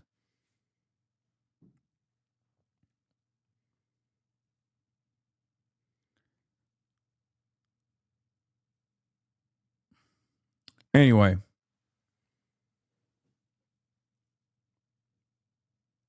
I personally find it hilarious that the pests would have probably been unbanned, but for their stalking and slander ops against the platform CEO and employees. Yeah, most likely. He cried when people called her workplace while he literally brags about calling random viewers jobs to complain about them. Yeah, that's what I mean. It's like, It's so crazy. It's so crazy to me that this guy thought that like what goes around would never come back around to him.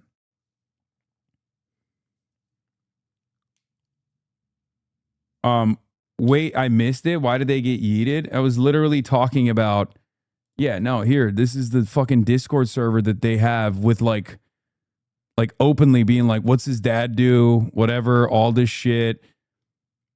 They found books that my dad wrote. It's the limited free version in Turkish, but maybe something could be extracted from this. Good shit. Step 1, confirm it's his dad. Step 2, answer the question, who is his dad? This is Dan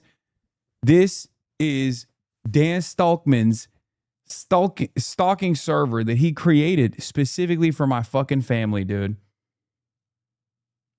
Okay?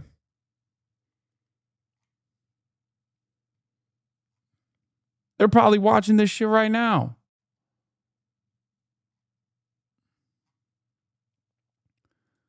The difference though, is that in the past, stuff like this would be in Kiwi farms, right? People would get together on 4chan to try to do this on Pole, Kiwi farms, all these other places, right? There's never been a serialized version of this kind of like A-logging and mass cyber stalking operations that people monetize. That's what I mean is new. That's what I'm talking about when I say like this is a whole new level of depravity.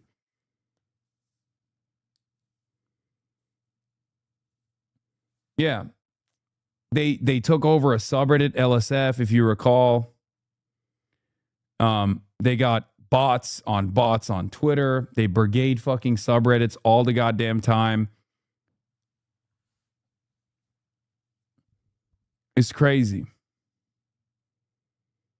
All you do is talk politics. Wow, that's insanity. There's no reason for that. They should go to jail. Yeah. I mean, the law hasn't caught up to this kind of behavior. The law hasn't caught up to this kind of behavior, but yes, of course it's illegal. And it will be illegal in the future for sure. Sending a nicely worded email to a support ticket is not going to usually have the effect you need. Those vaguely threatening comments, the multiple websites, collating people's personal information, that stuff all led to his account being banned from Twitch for harassment, obviously, which he then tried to spin into Twitch wanting to silence him. Okay, man. But with him failing to cause Dan Clancy to lose his job and losing multiple bets in the process, Dan Saltman dropped the act and turned his focus to what this was really all about, which was Hasan Piker. Dan is so maniacally obsessed with Hasan that he winds up becoming involved in almost every single front in the war against him. If you're a somewhat notable online figure who publicly voices criticism towards Hasan, even if you're an unintelligent slop tuber or somebody he's completely politically opposed to, you will hear from Dan Saltman wanting to be best friends. He's done shows or had plans for them with almost all of the creators in this video, which often may fall through because Dan's dishonesty is so blatant that even notorious liars like Nicholas Diorio can't come up with ways to defend it. That is what everyone does all the time, nonstop. It will never end, ever. It's not a good It doesn't argument. matter. No, here Dan is defending his use of extremely old, out of context tweets or clips to attack people like Hasan. Manyak Mason, thank you for the 50 gifted subs. Manyam. It doesn't need to be a good argument. That's what everyone does. But They you're say, just and- throwing and shit at the my wall. side- What makes you my better than... Yeah, see, he openly admits he's like, it doesn't even need to be a good argument. It just needs to churn out because there's always going to be someone crazy enough to believe it or dumb enough to believe it. And I suspect his newest friend is Fed Empanada, for the record. He's done this with every single person that caught the bug, the Hasan derangement syndrome. And I suspect his newest ally in the fight has been Fed Empanada. I doubt that. Okay. I don't. Yeah, what makes you better than Hasan? It's a scary combo. Why is it a fucking scary combo? It's the same exact shit that Destiny's been doing. Oh, I'm glad you asked because my side is honorable and it was obviously taken out of context. Their side meant it and they still haven't changed. Oh, so it's just sides cock. This is the issue. Completely. 100%. That's the big issue though. That's why unironically that's why we can't do a show. Dan is actually impressively the most prolific. Yeah, they've been retweeting each other's stuff. It's not subtle, you're right. No. Man, please don't go that route. Don't go what route? Fed Empanada and his little fucking Discord server has been reposting a lot of these guys non-fucking stop. Okay? Non-stop. He has basically decided, fuck it. I can't actually reach like a level of political prominence or political significance, so I'm just going to fucking melt everything in the process. Unhinged. Straight up.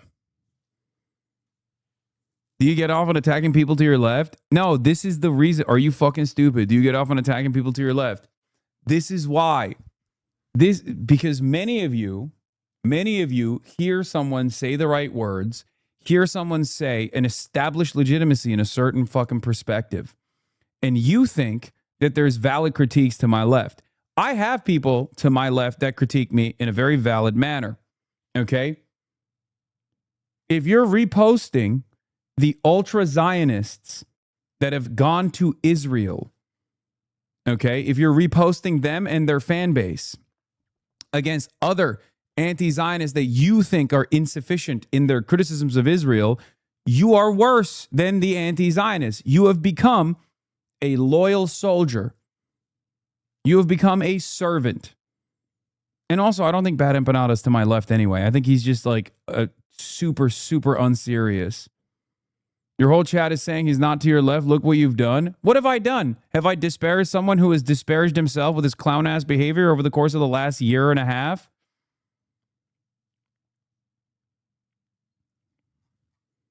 Okay, man. Well, keep getting fucking duped. Keep getting fucking duped, buddy. Keep getting duped. If we have to be serious and exercise discipline with the people that we bring into our ranks, like fucking Graham Plattner, if we're going to be critical of people who even hedge their commentary on Graham Plattner, but ultimately say like, better than Janet Mills, better than Susan Collins or whatever, which many of you guys have done, many of you guys have yelled at me over, then don't you think we should be exercising a little bit more caution with someone whose perspective has swung so fucking wildly? Swung so goddamn wildly over the course of...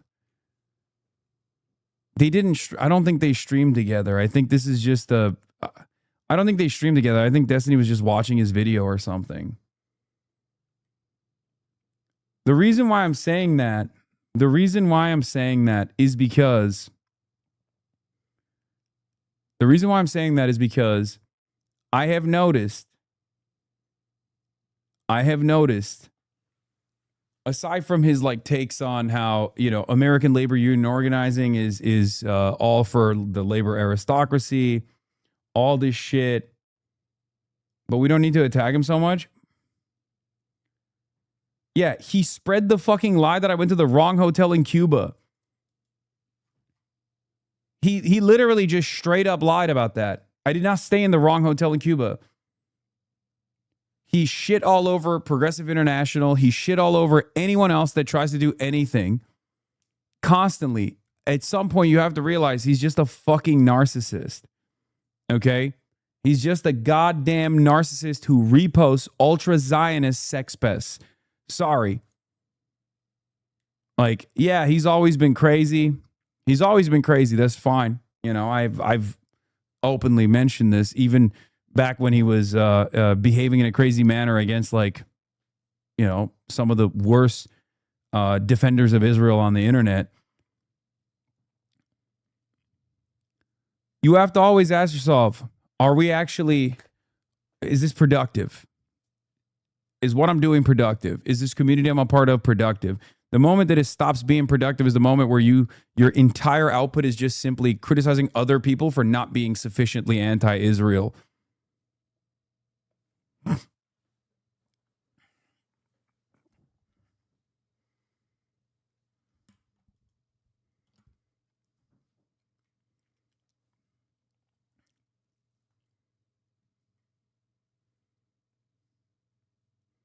Yeah, when the Trump administration, when Fox News came out and said that I had a subpoena waiting for me, he joked about how he had information that would help the Trump administration come after me. Like, at a certain point, you got to realize, like, okay, maybe you're just LARPing as a fucking third worldist.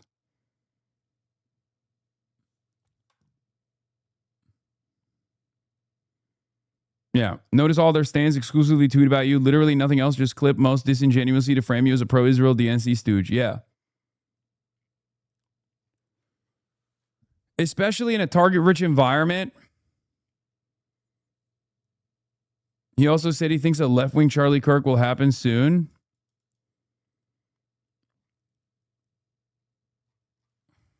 I feel like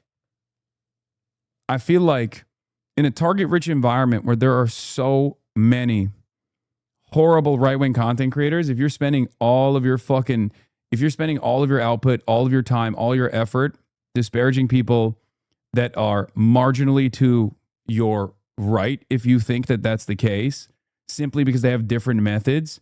Did that subpoena ever come, by the way? No, it never did.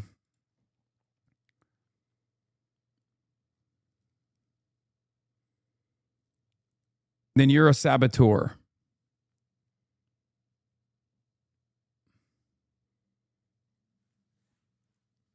He's made jokes about getting Zoran killed or someone should assassinate Zoran Mamdani. It's just not normal.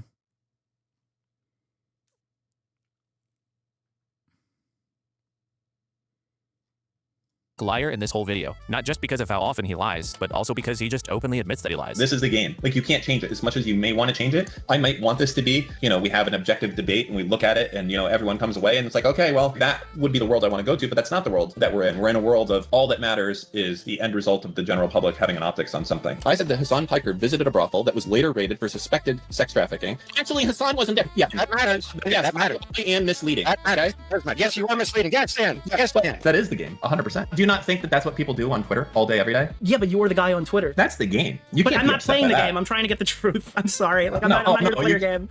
It's not my game. That is the game. I think. Does Cav fall into this? No, I don't think so. But they were yelling at him too. They were claiming that he's like too scared to call me out or something.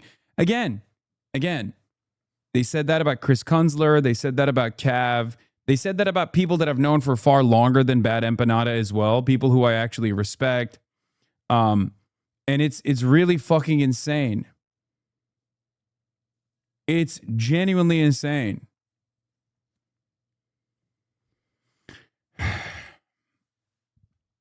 Anyway, going back to Dan. That you might be having a very commentary brain to take care of versus what the commentary take is to not lie. It's pretty bad when this guy is calling you out for being a hack. Dan is a huge fan of clipping Hasan dishonestly or outright lying about things Hasan says and then spreading these lies on Twitter to generate public backlash. You may have even come across certain Hasan clips circulating around that are commonly used to attack him, but they're actually deceptive edits, often originating from Dan Saltman. This clip shows up on my Twitter feed pretty often. Democrats, if they were in charge right now, would be doing 100% the exact same thing, 1-to-1.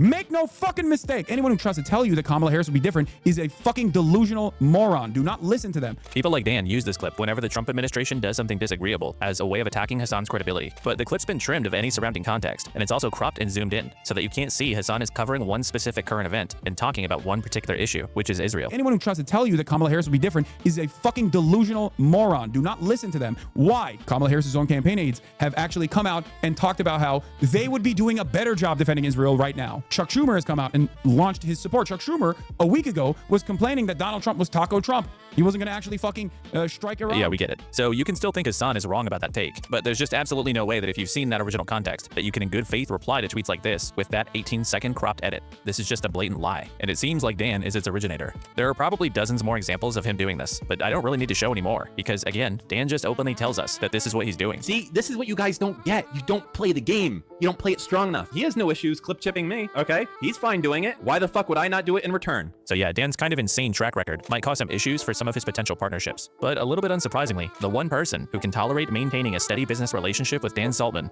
is Ethan Klein.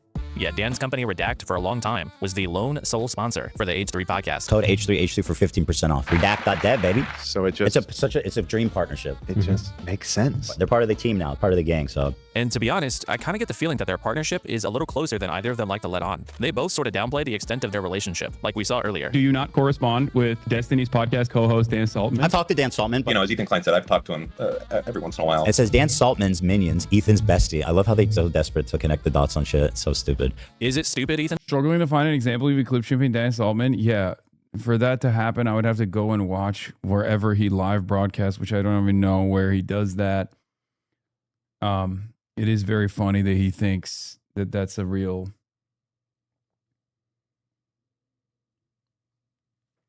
That's a real thing that's happening. I kept hearing them say stuff like that, and it always sounds so defensive to me, which made me curious. Consider this. H3H3 Productions is a 15-year-old YouTube channel, first created in 2011. And despite Ethan's lengthy history of copyright disputes and preaching about protecting IP, the content nuke is the first time he's ever registered one of his works with the US Library of Congress, which makes it seem like he had just recently learned that that was something you could do. And that left me wondering, where did he get the idea from? But basically, yeah, so I got banned by Twitch for extreme harassment, permanent. I put in a request to cancel my partnership agreement, which is a right that is afforded to me in the contract that I have with Twitch. And then after that, I put in a request for them to delete all information about my account. Some of that stuff I have registered with the Library of Congress. If they don't, I will go and I will initiate a copyright lawsuit that has statutory damages applied to it. That's basically a thing. If you register specific works direct with the Library of Congress, you can get statutory damages. It's not like a typical DMCA thing where you have to prove damages and things along those lines. So I've gone and I've registered a few things that I know that are stored on Twitch's servers. And didn't the views start with him shitting on you because of Platinum? No, dude. What the fuck? No, that's not where it started. What are you talking about?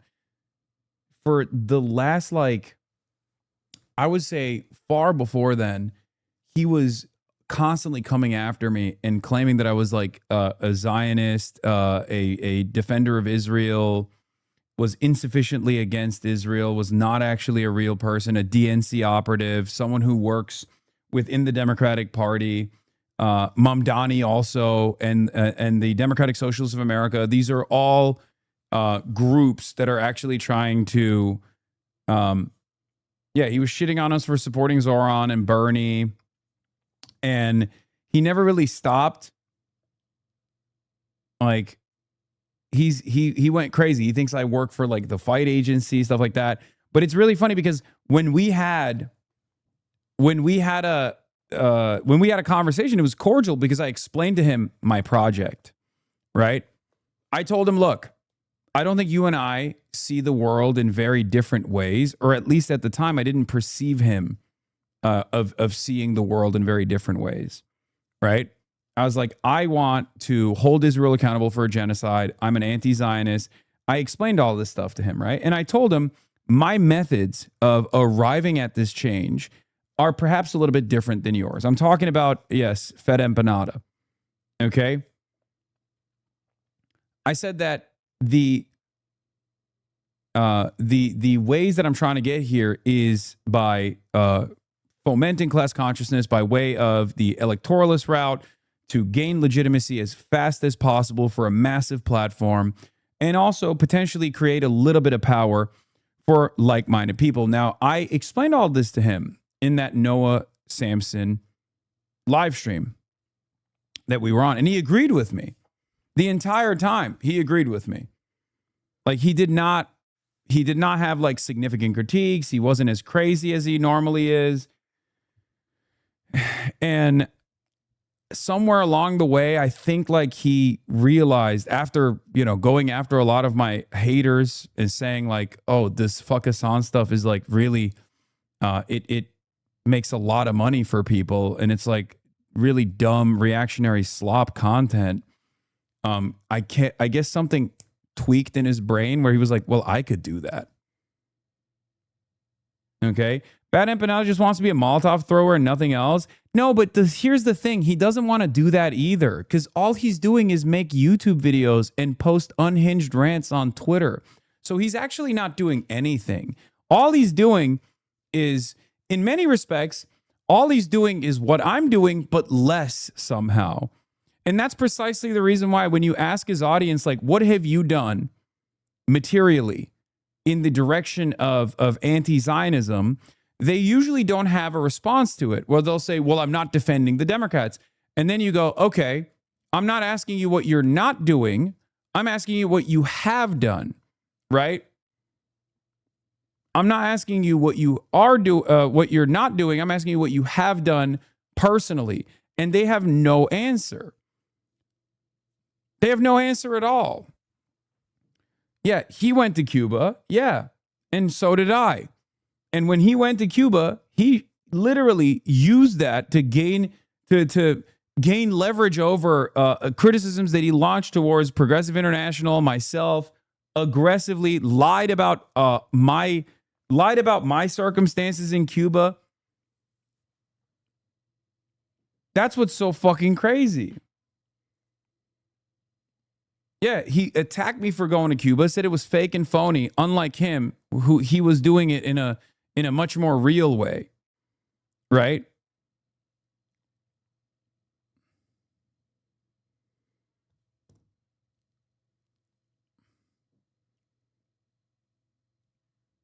Now, here's the problem.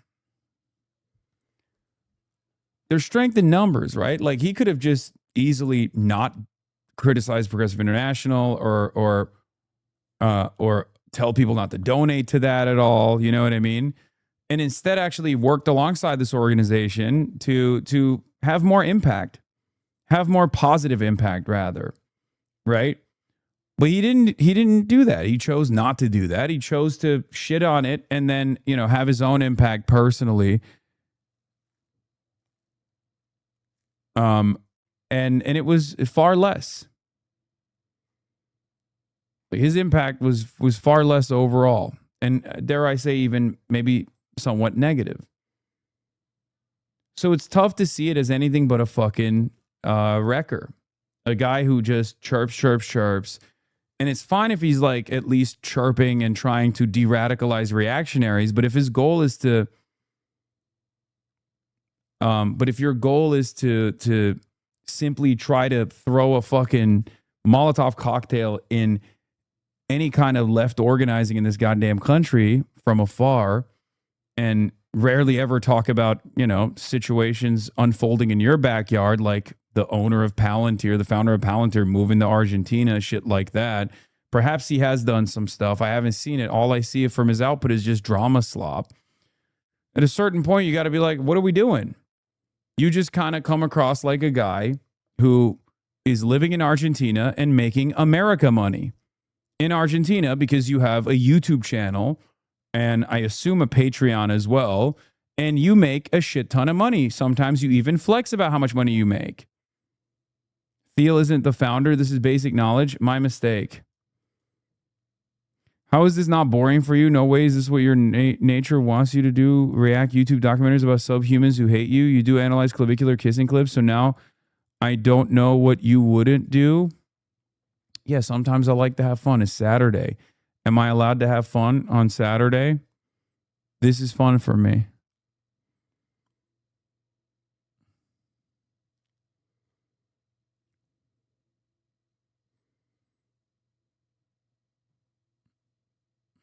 And I'll move forward with that if they don't delete all of my data. So there's that. What else was I going to talk about? To go riding in a one-horse sleigh. All right. Jingle bell, Thank you, jingle everybody. bell, jingle bell rock. I'll have a special Jingle project over the bell break, so don't miss that. And wow, we'll be back in January. Also, I have been teasing a work on a video I've been working on, or a special project, let's say. I have spent every waking moment on this project. Hope you guys enjoy that when it comes out eventually. I think within 2 weeks for sure.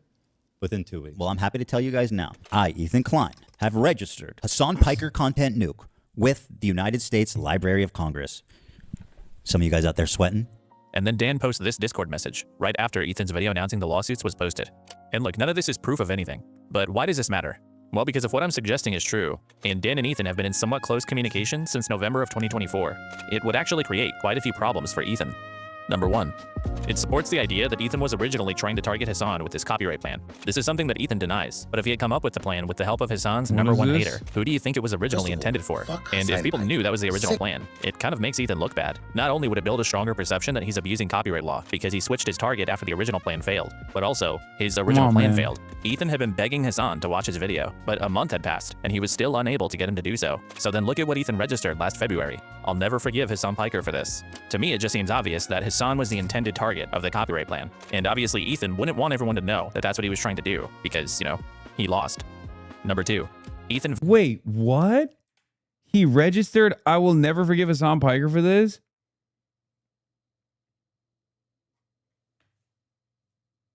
So he was just like trying to register as many fucking videos that he thought I would potentially react to with the hopes that he could catch me?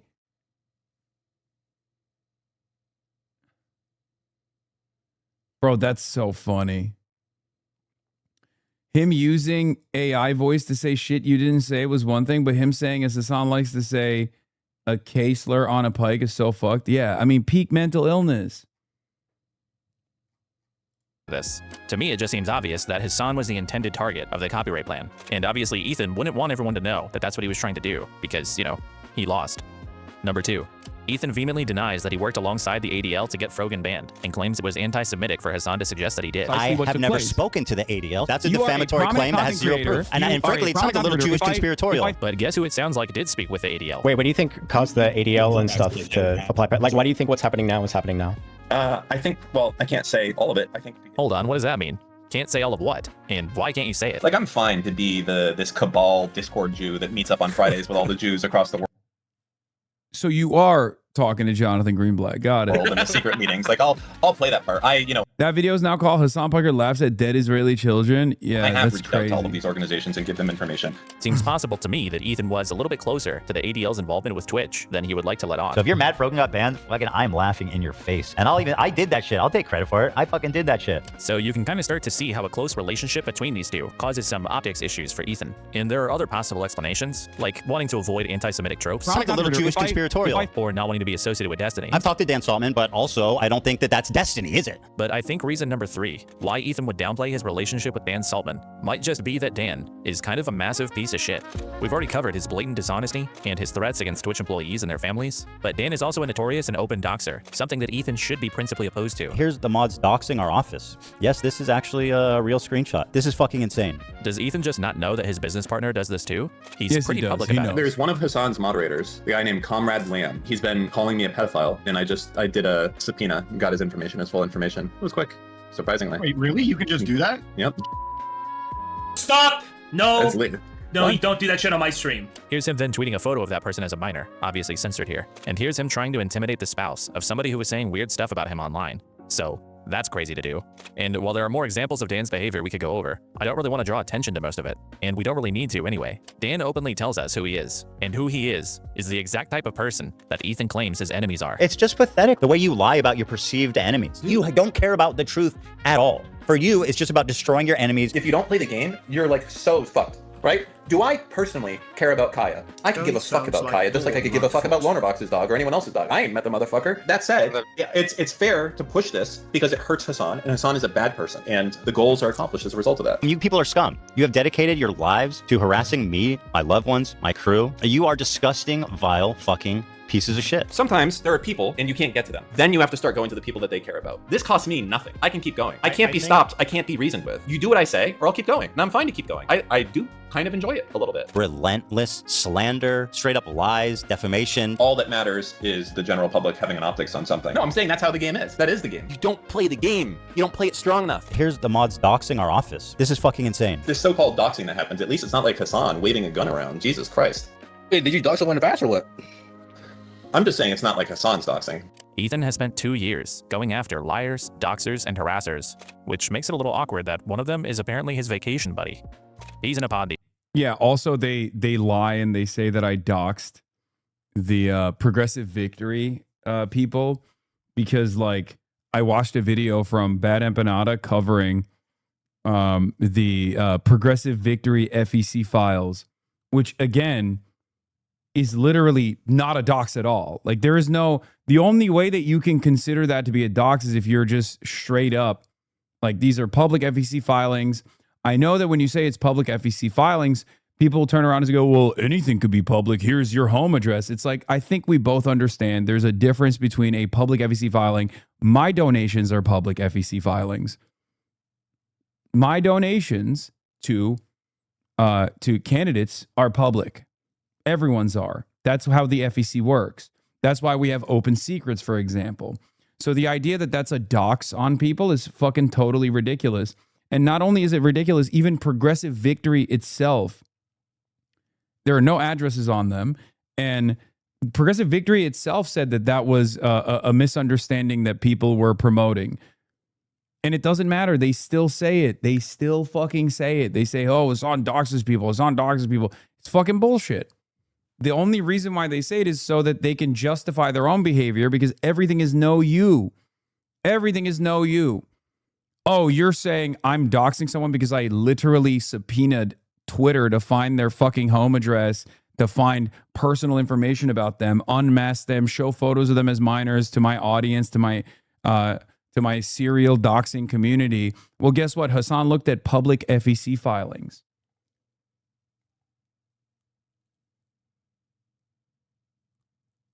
That the organization itself said was not doxing. I'll tell you. I don't want to spend any more time on Dan because I think he gets off on this shit. So Dan Saltman doesn't get an award. So to me, it's quite obvious that these people have zero standards. None of this was ever about harassment or defamation or doxing because the clients don't actually think those things are bad. They just don't like that it's happening to them. Ethan doesn't care. He thinks you're stupid. He thinks he can make up justifications and explanations for his behavior that people will buy. And they do. All of these guys have been pushing a completely dishonest agenda, each for their own reasons. For some of them, it's clout. For others, it might just be stupidity. And for some, they just want you to be looking at somebody other than them. But they've all willfully pushed these lies, and in the process, they've eroded any standards we used to have for political and commentary creators. Things like doxing, abusing copyright, and harassing smaller figures into silence shouldn't be permissible, but your favorite streamer has convinced you that they are, because remember,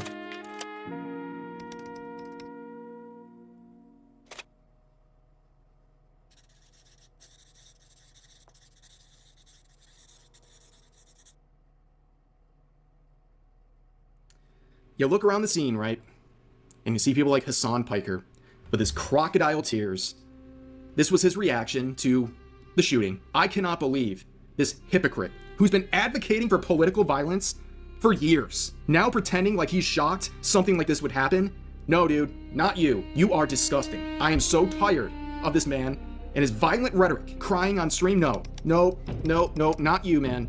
Not you. It's so obviously a call to violence. You're obviously wrong for saying it. There's no justification at all to say something like that. I feel like I've seen a few different clips of Hasan saying like, we don't really know for sure if Kamala would have been different. And once again, we have Hasan engaging in activities which may very well violate California law. Sam Cedar, another one I'm ready to burn because he also like protects Hasan at all costs. God, I fucking hate Hasan so much. Hasan is a fucking stupid, tanky, jihadist, apologizing piece of shit. Fuck Hasan. What a fucking asshole. Because Hasan is the most unlikable human being on earth unless you want to have sex with him. Like when we go to his channel.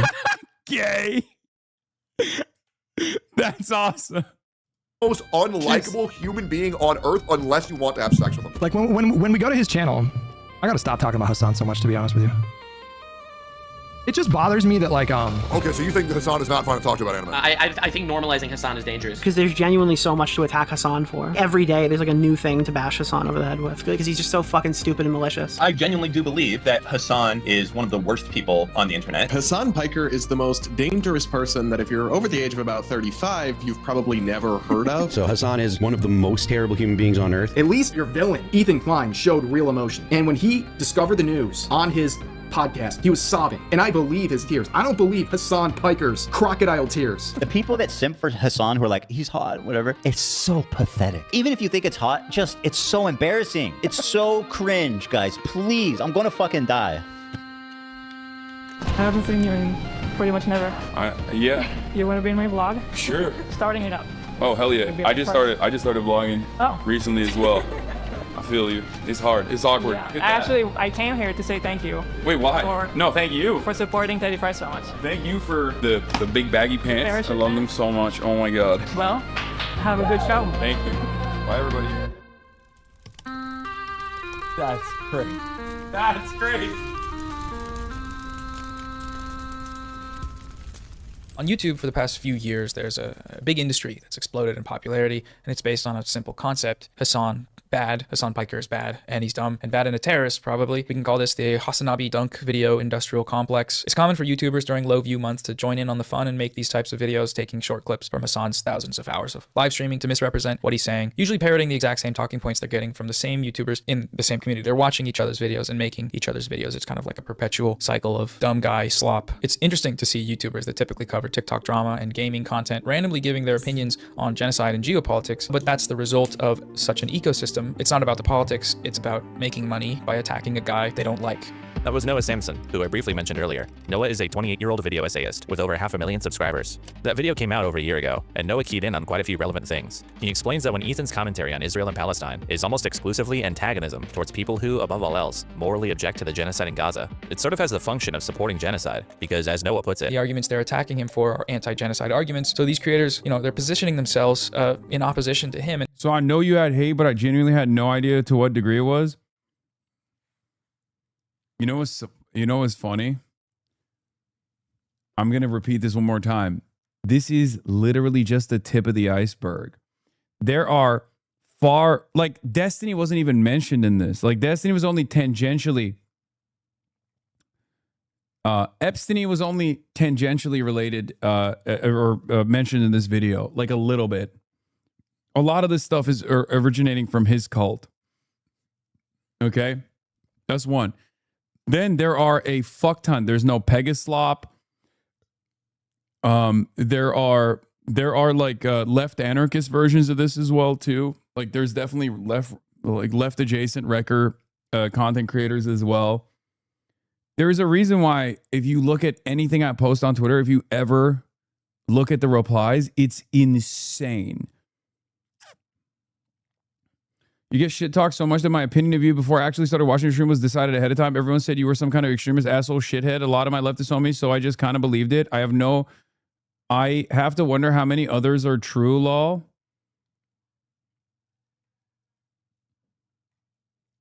Yeah. This is what happens. I mean, there's also like the incel community, right? There's like a lot of incel content creators who fucking despise me. There's also a lot of people like Ben Shapiro, like the more traditional content creators on the independent media side, the entirety of the platform of Kick, which seemingly has a contractual obligation to do focus on content almost. So yeah, it's pretty fucking wild. And now also Fox News, the current American administration under Donald Trump, numerous members of the Democratic Party, virtually the entirety of the Republican Party, numerous advocacy organizations that are Zionist advocacy organizations. Yeah. Laura Loomer, Jake Tapper, Josh Gottheimer. I mean, I have a bipartisan messaging bill that was presented to Congress demanding my deplatforming. I've been banned from the country of the United Kingdom. There's a reason, right? It doesn't stem from the slop tubers, but I speak on a lot of issues. Elon Musk fucking hates me.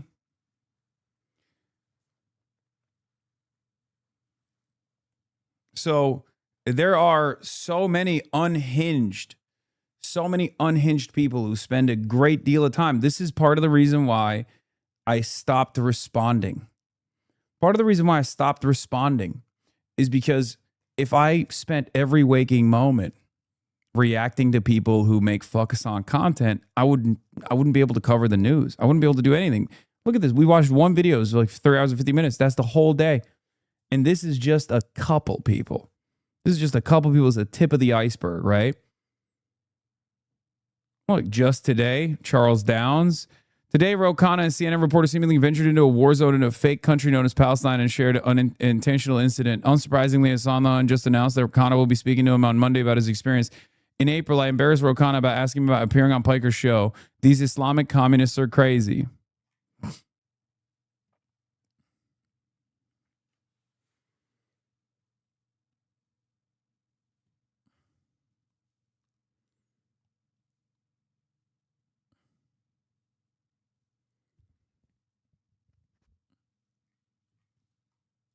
But yeah.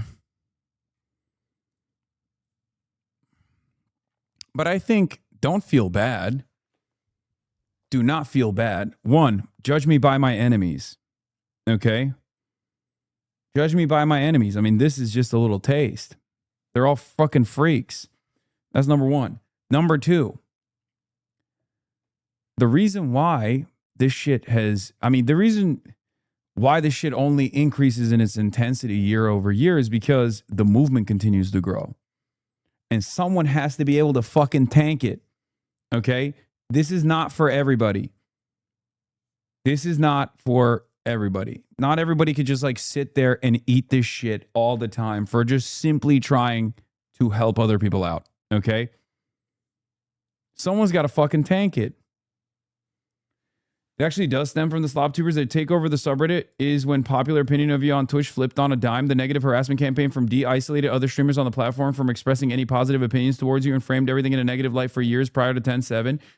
I mean, that didn't... No. 10.7 is the switch.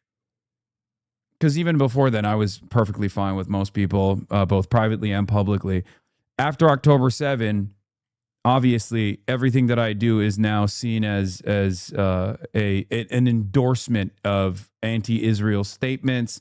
Even though anti-Israel sentiment has become widely popular, people still get scared because they're worried that like their ad money is going to dry out or something. That's just the truth. It sucks. But if you're wondering why everything I do is presented in this like unbelievably negative manner, this is why. Because there are concerted efforts to constantly paint everything that I'm doing in a bad light. Everything I'm doing in a bad light.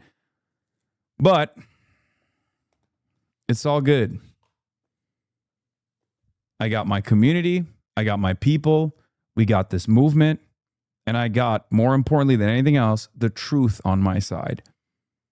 And the truth will always prevail. His arguments de facto positioning themselves on the pro-genocide side. You know, anti-genocide is pro-genocide. Which isn't really that unreasonable. And when you think about it that way, it further illustrates that the widespread Zionist perception of Ethan is really just a product of his own behavior. Let's bring an Iraqi terrorist group to your neighborhood and you just go out and be slaughtered and your mom be slaughtered and your kids be slaughtered and you burned alive. And again, I'm saying that I support Palestine. I don't know how more I can express that.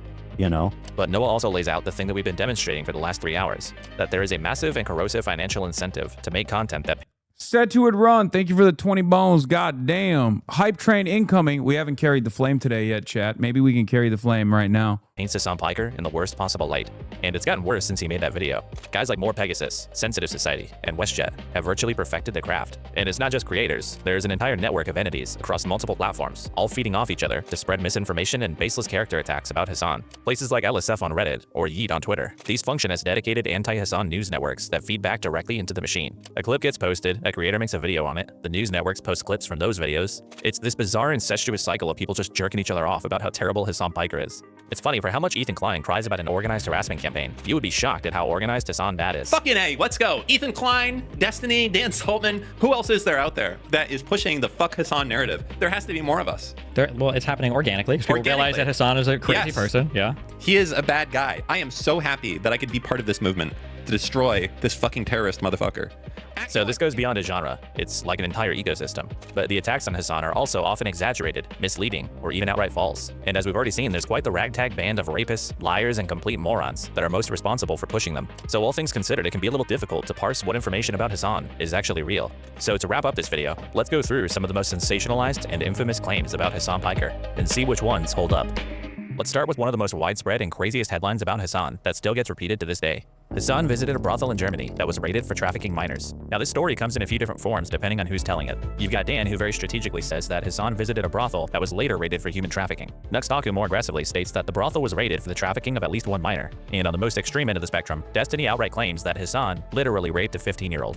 So here's what actually happened. A long time ago, Hasan visited the legal Artemis brothel in Berlin, which is a pretty famous and reputable establishment. In 2016, this brothel was raided on suspicion of human trafficking, but the entire process, which involved 530 investigators, yielded no results. In fact, the authorities recommended no changes to the brothel's employment process or working conditions. And in present day, they're actually 100% compliant with Germany's Prostitution Protection Act. When the public prosecutor's office tried to salvage some remaining charges out of this case, the court rejected all of them. And it's noted here that it's rare for an indictment in Berlin to be considered so weak that it doesn't even open a trial.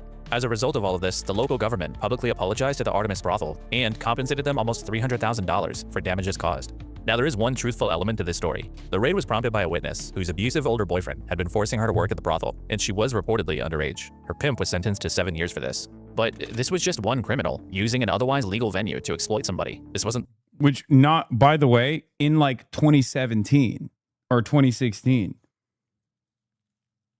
like 6 years after the fact, and the brothel is still in operation,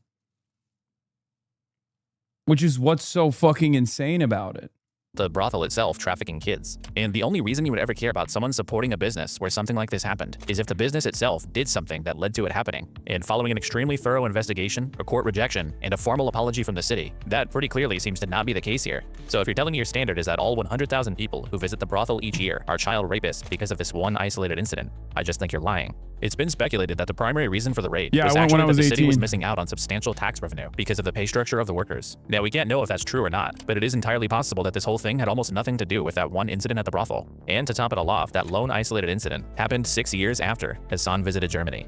So this entire child trafficking claim about Hasan is built on a story about one incident that happened 6 years after he was there at a brothel that was never even charged with anything and was compensated for the investigation. And as a side note, I also want to mention that Artemis ended up donating said compensation to a children's hospital. So happy endings. This whole story is really just a lazy way to desperately try to attach bad things to Hasan's name. I said that Hasan Piker visited a brothel that was later raided for suspected sex trafficking. Actually, Hasan wasn't there. Yeah, that matters. Yeah, that matters. And misleading. That matters. So while the underlying facts about this claim are somewhat true, the implications about Hasan that people make from them are deliberately misleading. Next claim. Hasan threatened to kill a U.S. senator.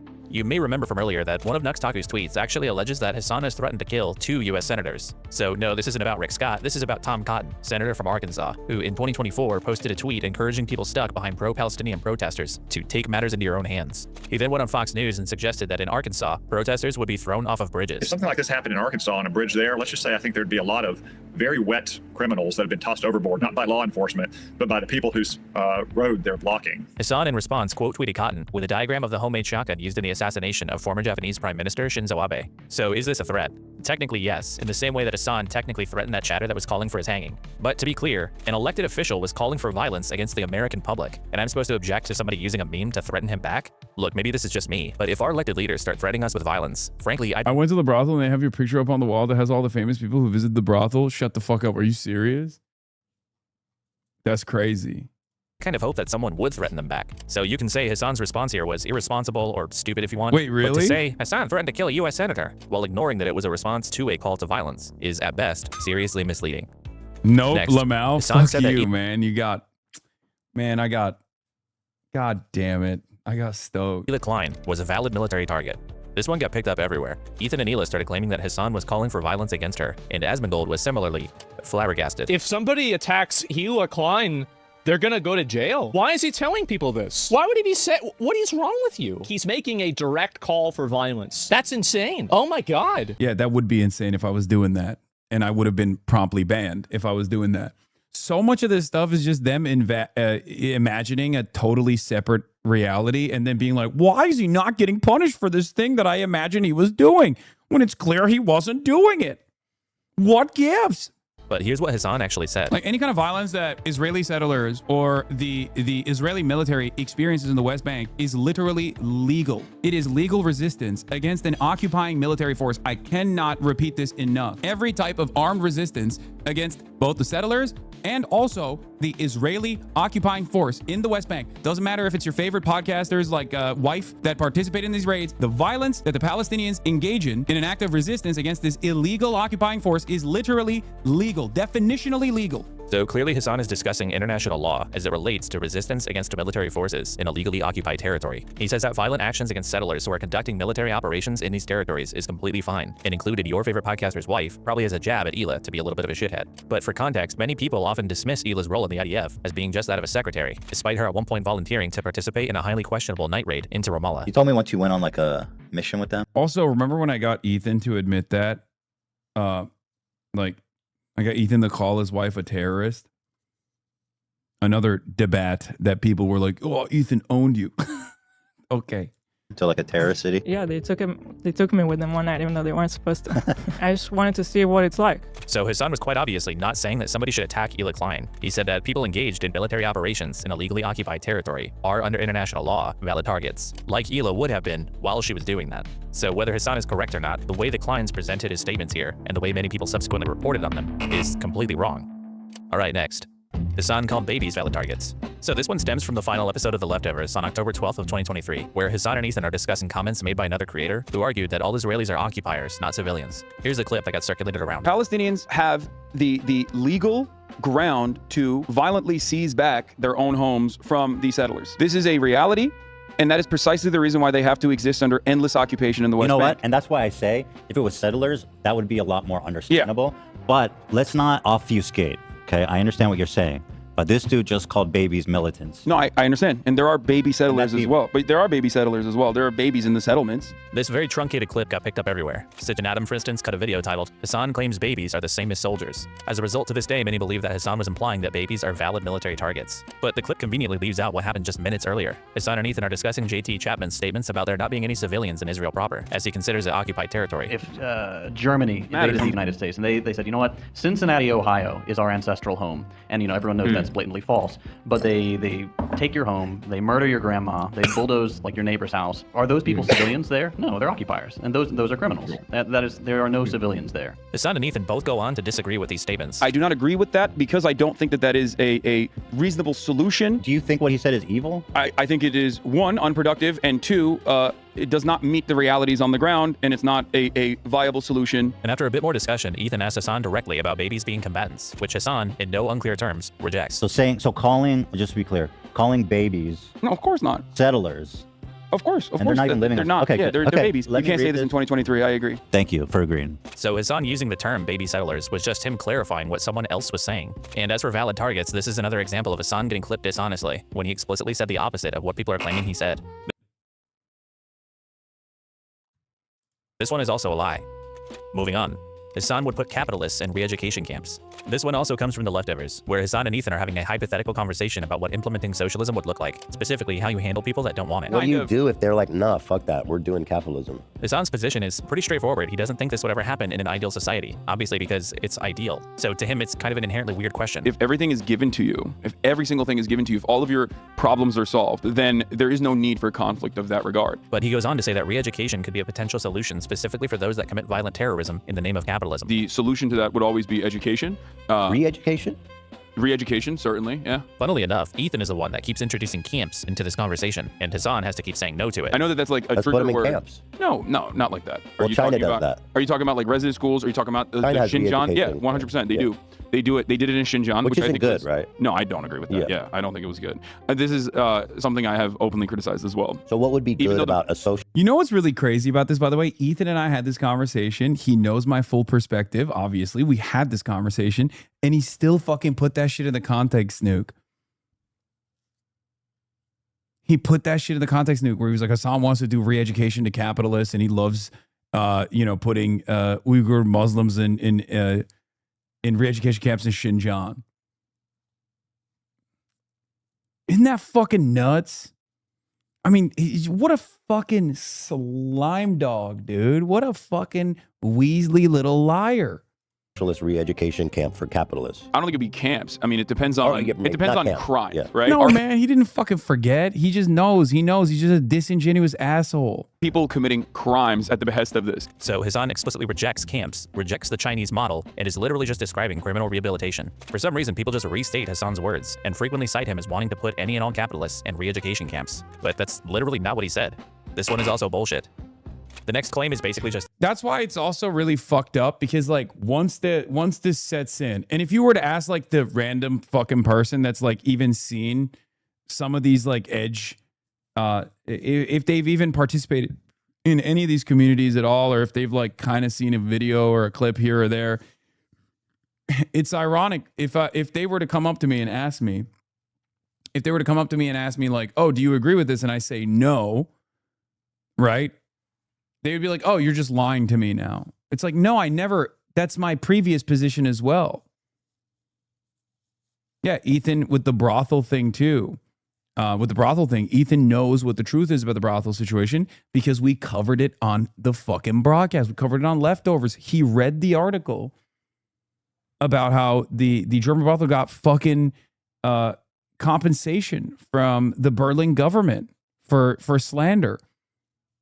Something about Hasan encouraging violence. This one's a bit nebulous because it's not really any specific incident. It's more of a general vibe that people have that he just kind of broadly encourages violence. Videos of Hasan's violent rhetoric. He is the one encouraging violence on a regular basis. It's so obviously a call to violence. I am so tired of this man and his violent rhetoric. And look, Hasan absolutely uses incendiary language. He said things like this. You need to be fucking showing your opponent's guts on there, okay? You need to be gutting them. You need to be shanking these motherfuckers and letting their intestines just rot.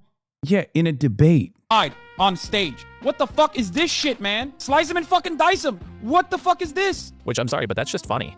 But it's also just metaphorical. He's talking about political debates. He's saying Democrats need to be more aggressive and cutthroat in debates. It's not an actual call to violence, it's just being expressive and provocative. What you won't find if you actually watch Hasan's content is any encouraging or advocating for direct violence. I don't think violence against civilians is justified. I would never advocate for violence against a political enemy. Any kind of violence against civilians is completely unjustifiable. The bad faith version of this stuff was on full display after Charlie Kirk's assassination, when certain people, like Tectone, used these obviously figurative expressions as evidence that Hasan openly calls for violence. And this happened again after the recent assassination. Wait, what was that one?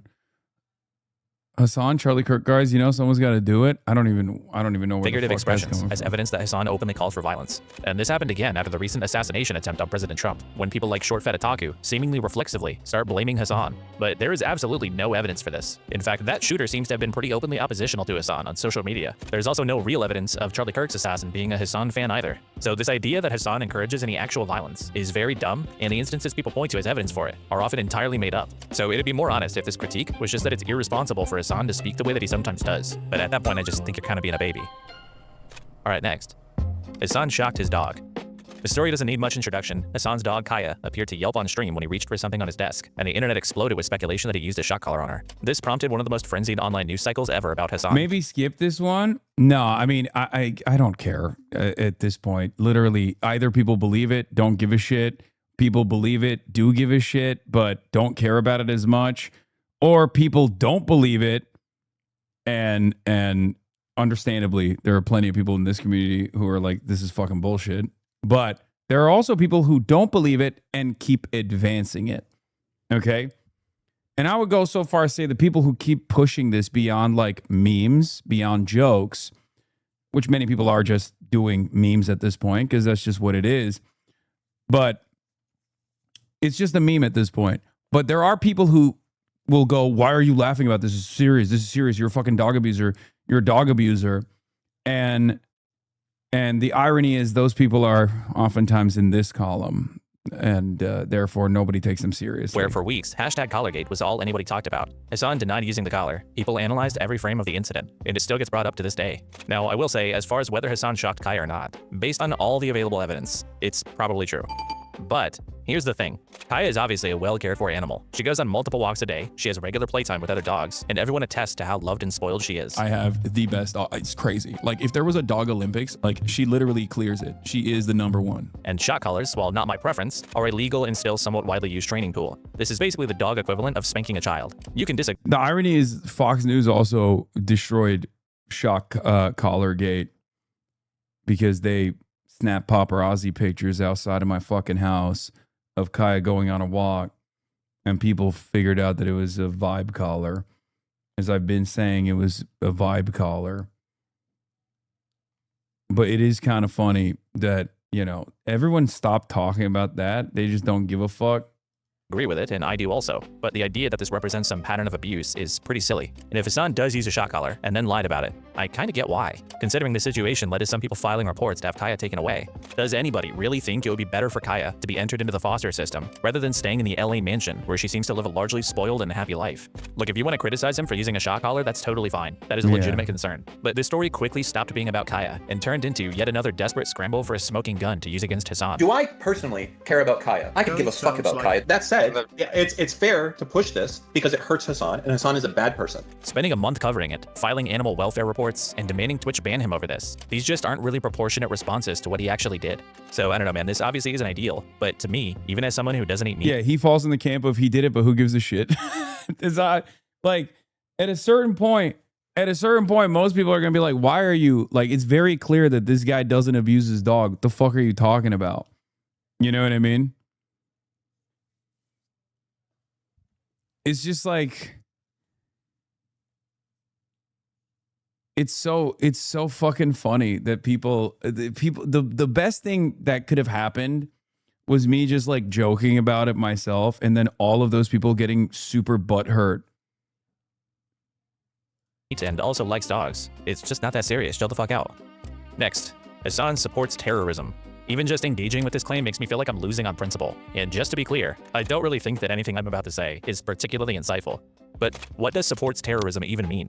Because if it means speaks positively of organizations that have been designated as terrorist groups by the US Department of State, then yeah, sure, he does do that. But when most people, especially apolitical commentators, say this about Hasan, that's not really what they're saying. They're using it as this severe moral condemnation, as though it's just self-evidently true that supporting any terrorist group is morally horrible. End of conversation. But if your definition of a terrorist is just whoever the government says is one, then surely you think anybody who supported the American Revolution or Nelson Mandela is a bad guy. Highgate is still X's favorite. He brings it up daily. Brother, Gucci bag. Let it go, bro. Let it go. He's gonna keep hitting every vein he can. Someone was telling me that XQC was talking about the brothel shit. Who gives a fuck, brother? Can you not tell? He feels slighted. He feels fucked up about the decisions that he made in his life that caused him, that caused him to isolate himself from people that he was friends with, myself included. And he wanted to get the bag. It's okay. He will always be recognized. He will always be recognized as a legendary content creator for a lot of young people. A lot of the phase boys, they all fucking grew up watching XQC.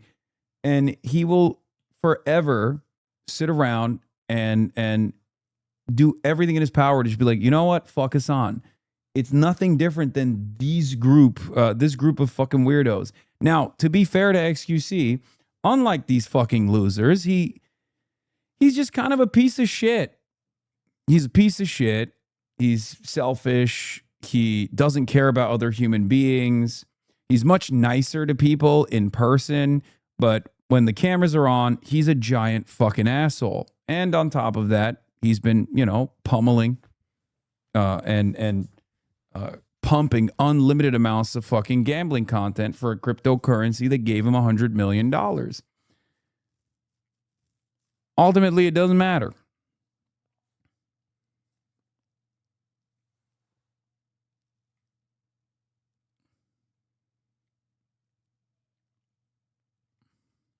It doesn't matter. He is never in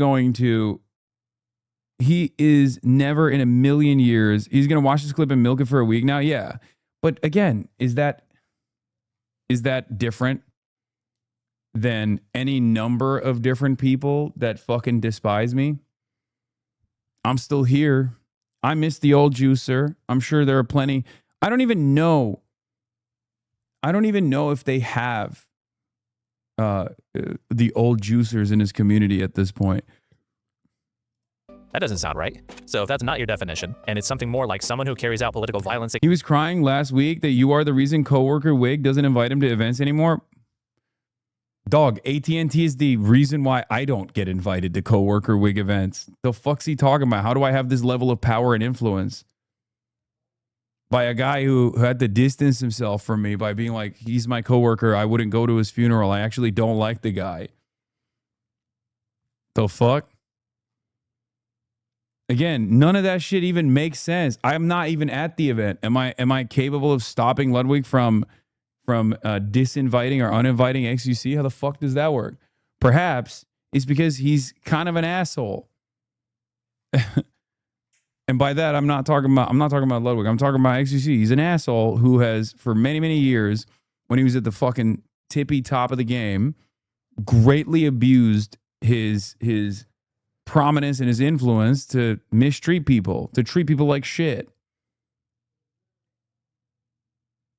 Including people like Ludwig, Ludwig was incredible to him. I've opened my home to XQC too, but Ludwig literally fucking opened his entire home. Not only is he super flaky and he bails on everything, but like there's been a lot of like behind the scenes help too, and he's just an asshole. So what? At a certain point, if you're going to consistently be a fucking asshole, people are going to be like, all right, man, it's not worth the headache. Yeah. against civilians, then unfortunately groups like the IDF are also terrorists, and people who call their pilots heroes are supporting terror. I think there are basically two types of people who make this criticism. The first one, which is probably the vast majority, is somebody who just hasn't thought very hard about what terrorist actually means, or how the list of them is historically just determined by the interests of those in power as much as... Yeah. This. Mr. Trump. Clout hungry. Clout. Desperate for clout. That's it. Linking up with some of the worst motherfuckers out there. So I don't really give a shit if he calls me a dog shocker. X was also trying to poison the well by bringing up Kaigate the shit to Tyler 1, and Tyler 1 basically was just like, Hasan was cool to me in person. I don't know. Yeah. And no, I mean, it's just, desperate. Anything else. But the other much smaller percentage of people that make this criticism are probably just saying that he's supporting groups that they don't personally agree with supporting. But this sounds like way less of a moral condemnation and more like you just disagree. Like, are you saying your big moral issue with Hasan is that he supports the rebel group in Yemen instead of the Western-backed government, who, by the way, have likely killed far more civilians than the Houthis have? Norway is an example of a country that does have a list of designated terrorist groups, a list that notably does not include the Houthis. So if Hasan moved to Norway, would he then be all good to go on saying positive things about them? And furthermore, somebody supporting the cause of a group like the Houthis doesn't mean that they support all of their tactics. Any kind of violence against civilians is completely unjustifiable. Speaking positively of a group is not the same as endorsing every action they've ever taken, and collapsing that distinction is how you wind up with a completely useless definition of support. Now, there is obviously some utility to the word terrorism in humanitarian and international law, but that's just not really what's typically being discussed when most people say this stuff about Hasan. Most of them are just saying, he supports terrorism, and terrorism is bad, which is not really an argument. I have a lot more to say about this topic, but I'll keep it short and say that you're kind of telling on yourself if your big criticism of Hasan is that he, quote, supports terrorism. Because while he does express views that a lot of people find uncomfortable, his position on this is actually closer to that of a significant portion of international legal scholars, human rights organizations, and frankly, a lot of the world outside of the West. And the entirety of the scholarly work on anti-colonial resistance movements. Remember, my position is literally international law, okay? That occupied peoples have a right to defend themselves militarily against an occupation. That is just straight up international law. You can get mad about it, but all of this like terror jacketing nonsense, all this like terrorism, he's a terrorist, he supports terrorism, all of that is a way to sidestep the actual conversation that many of these people are not mentally equipped to have. That's it. Yeah, grassroots volunteer groups defend their town against their rising settler violence. Fundamentally describes the PLO, Hamas, PFLP, Hezbollah, and all other anti-Zionist resistance factions. When these guys get too effective, Israel will just bomb them and say they're terrorists. Yeah, Palestinians in Sinjil, occupy West Bank, have formed a grassroots volunteer group to defend their town from rising settler violence, saying the Israeli military and their own government have proved unable or unwilling to protect them. God, I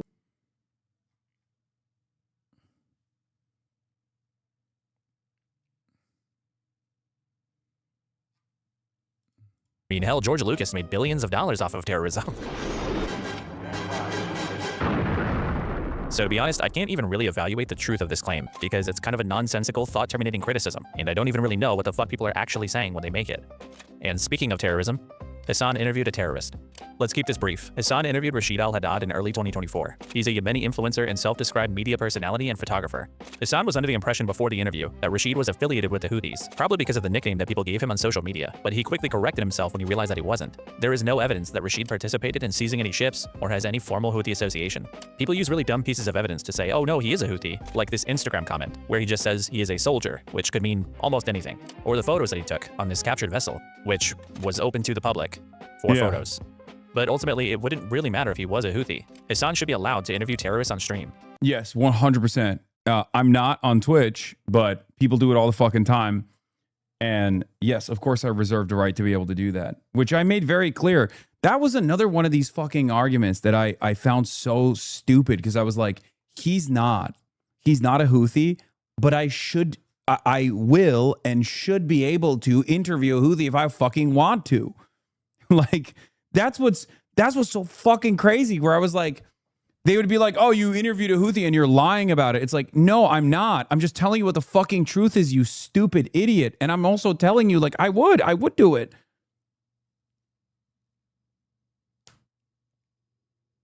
There's just no evidence that this guy is one. Rashid is currently suing Ethan Klein for repeatedly calling him a terrorist. So based on the evidence that we have, this one's also kind of bullshit. And finally, Hasan is anti-Semitic.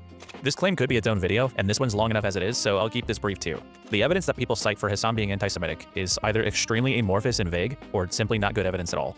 There's him calling a chatter pig dog, You fucking bloodthirsty, violent pig dog! Suck my dick! which people claimed was an anti-Semitic slur, even though it doesn't appear in common anti-Semitism glossaries. Because it's not! Because they made it up after the fact! They just sit around and wait for me to say something creative.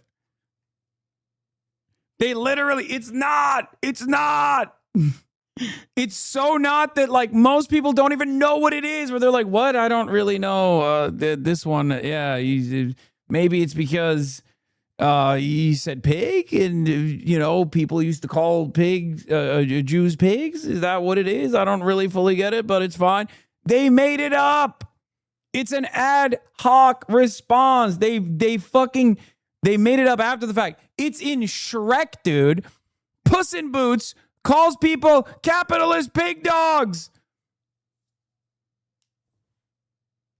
It's in fucking Shrek.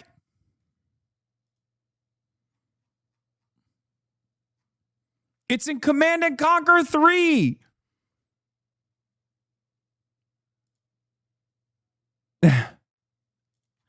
It's so ridiculous. It's made up. It's made up. But again, this is how easy it is. And Hasan primarily uses it to describe capitalists and imperialists. You imperialist, capitalist pig dog, you fucking violent murderer of the third world. There's him calling Orthodox Jewish settlers inbred, which was clearly just supposed to be an insult directed at people who subscribe to a racist ideology, not Jewish people as a group. You know, the broad majority of the ultra-Orthodox are also unimaginably racist and very much pro-Israel. I can't wait for these inbred motherfuckers to have to serve and see what happens to the IDF. And beyond that, most of the rest of it are just these nebulous, broader claims about his positions on Israel and how they point to an underlying bigotry. But almost every single example that people use for this often could be better explained by him simply being anti-Zionist. For instance, at least Twitch waits for you, waits for the stream to be finished before they ban you. See you in 7 days, chat. No, that's not. Dude, we're literally talking about the fact that it's not a term that was not even vaguely considered an anti-Semitic term. Like, that's not, this is worse than even fucking Crackergate, if that's the case.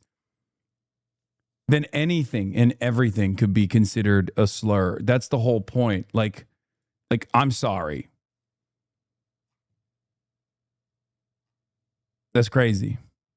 people often point to things like Hasan saying that rapes having happened on October 7th wouldn't change his perspective as evidence of anti-Semitism. But that's not anti-Semitic. It's actually a pretty consistent application of Hasan's anti-imperialist framework. And if there's a perceived double standard in how aggressively he talks about Israel versus other actors, it could very easily be explained by his own family background in the Middle East, or the region's history, rather than automatically assuming it's just secret racial animus towards Jews. He isn't uniquely fixated on Jewish institutions. He applies this same lens to American imperialism, Saudi Arabia, capitalism, and plenty of other power structures. I think in 2026, if you look for anti-Semitism hard enough, you'll kind of see what you want to see. But the idea that this progressive, leftist, anti-class, equality-minded type of audience are actually secretly racist towards this one group of people, it's a pretty big stretch when these people are consistently anti-racist on every other axis.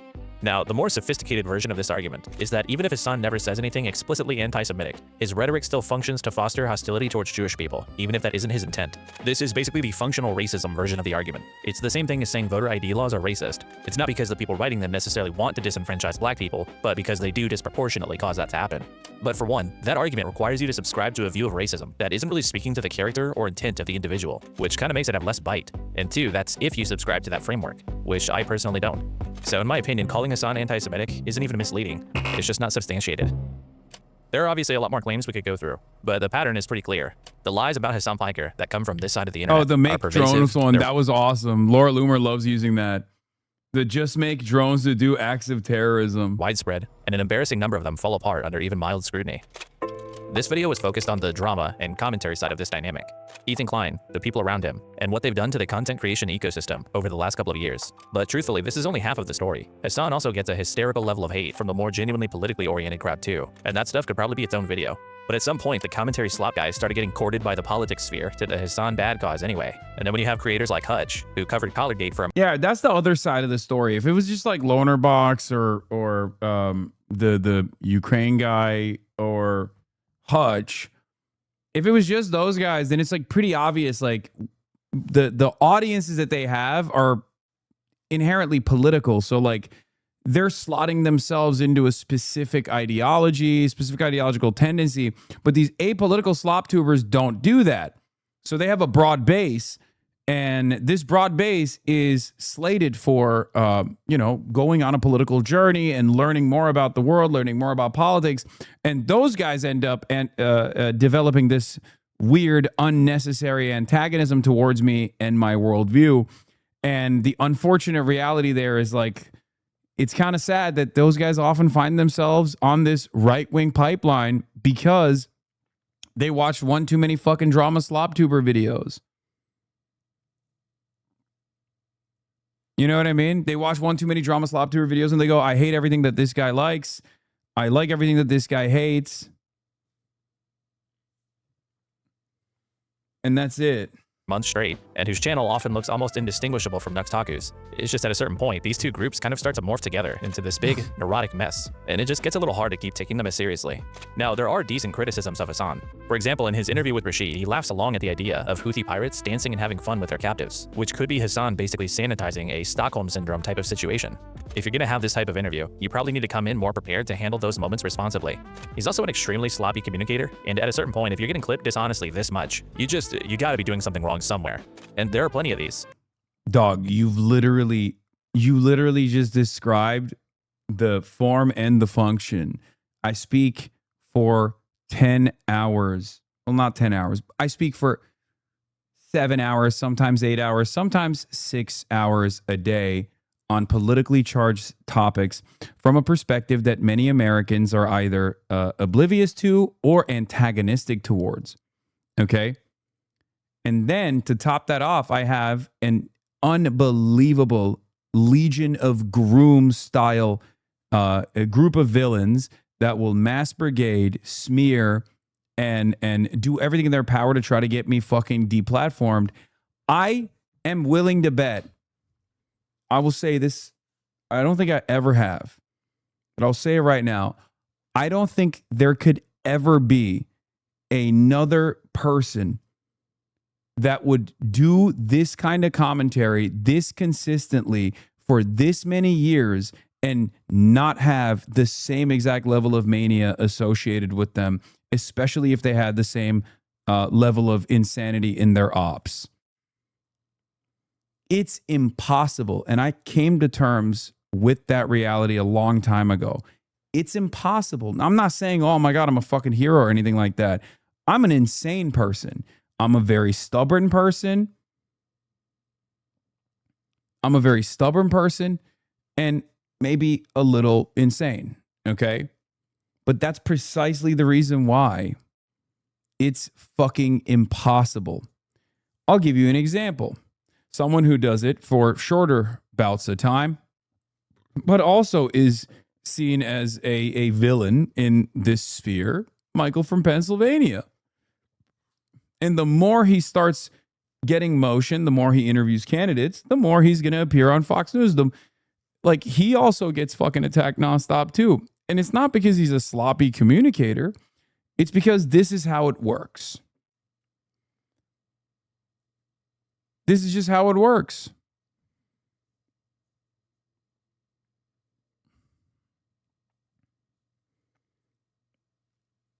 There is no way that you can arrive at a level of prominence, especially as a socialist, especially as an anti-imperialist, in this day and age, on a platform where the message or the function of the platform requires back and forth communication and sometimes is contentious. There's no way that you're not going to have a million different controversies when people can materialize controversies, as you also correctly pointed out of thin air. There are people who are just making shit up.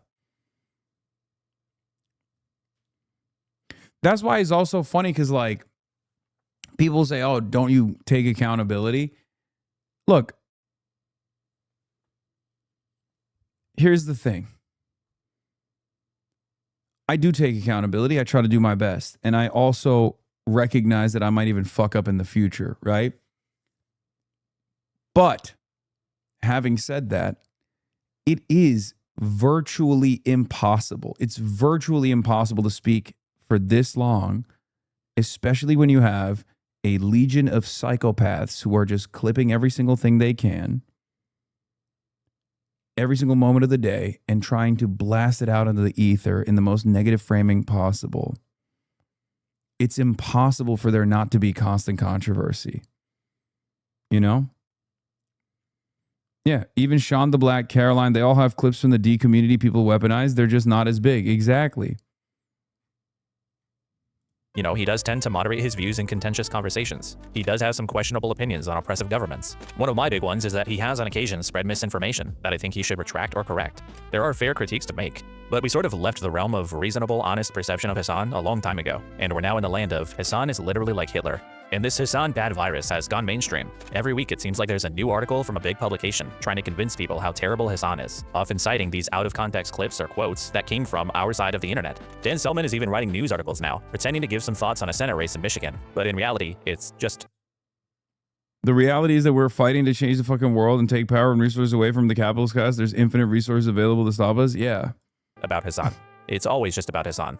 This is like kind of insane. What is this? Whatever you can honestly say about Hasan Piker, he isn't fucking dangerous. As an He doesn't deserve to be deplatformed. He's just a goofy Turkish dude saying crazy political shit from his gaming room. If I step foot wearing this outfit in Toronto, I can't have my hair showing. I can't wear a skirt. I can't have my arms out. Yeah, I can't wear my skirt in Tehran. I can't eat Kubi Day. Whoopee, don't you understand? I can't wear bikini to the beach. So obviously, they all need to die. We need to kill them. So, by the way, that was fucking 100% a correct take.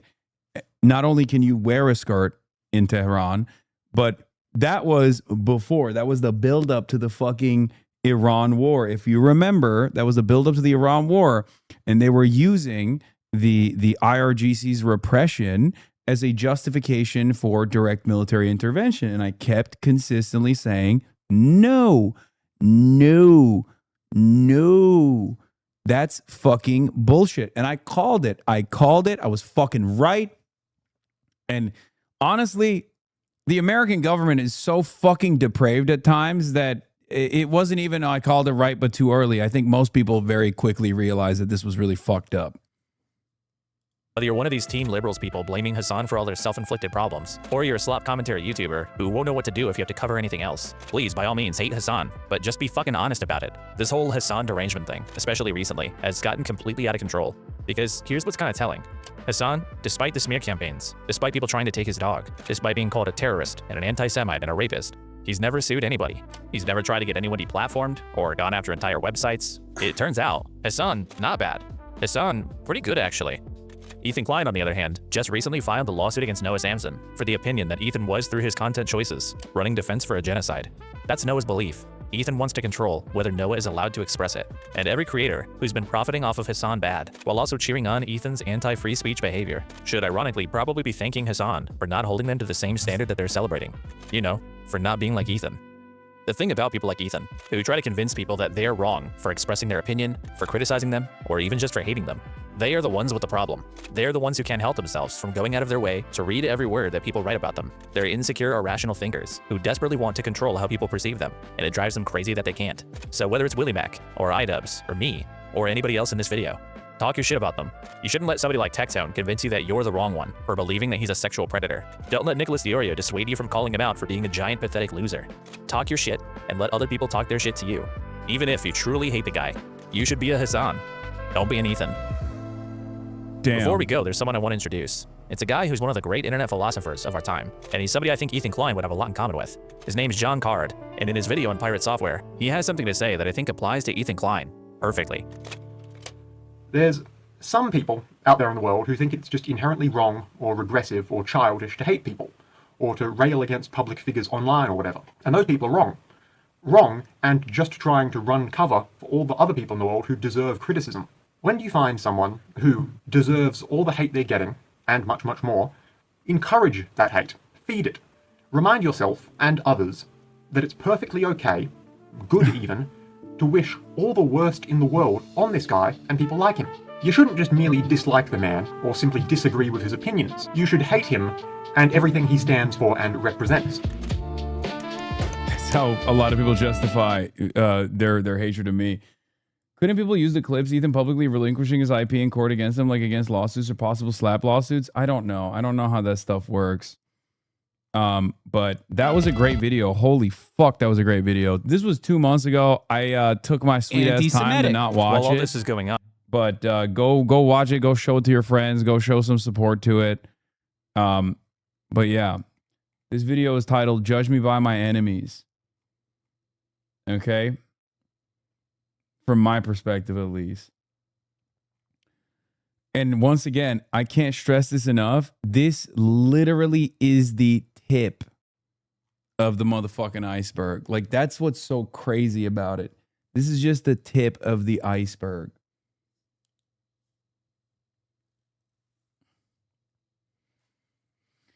Wow. Tucker coming for your job. An American member of Congress is threatened by foreign terrorists carrying American rifles backed by a foreign military paid for by American taxpayers. And the U.S. ambassador to that country says not a word in defense of his own countryman and instead uses social media accounts to promote his own vapid cable news appearances, which amount to propaganda for the same foreign country. It's too much, too insulting, and humiliating to America. This is how revolutions start. For the sake of our nations, Mike Huckabee should be removed from his post immediately.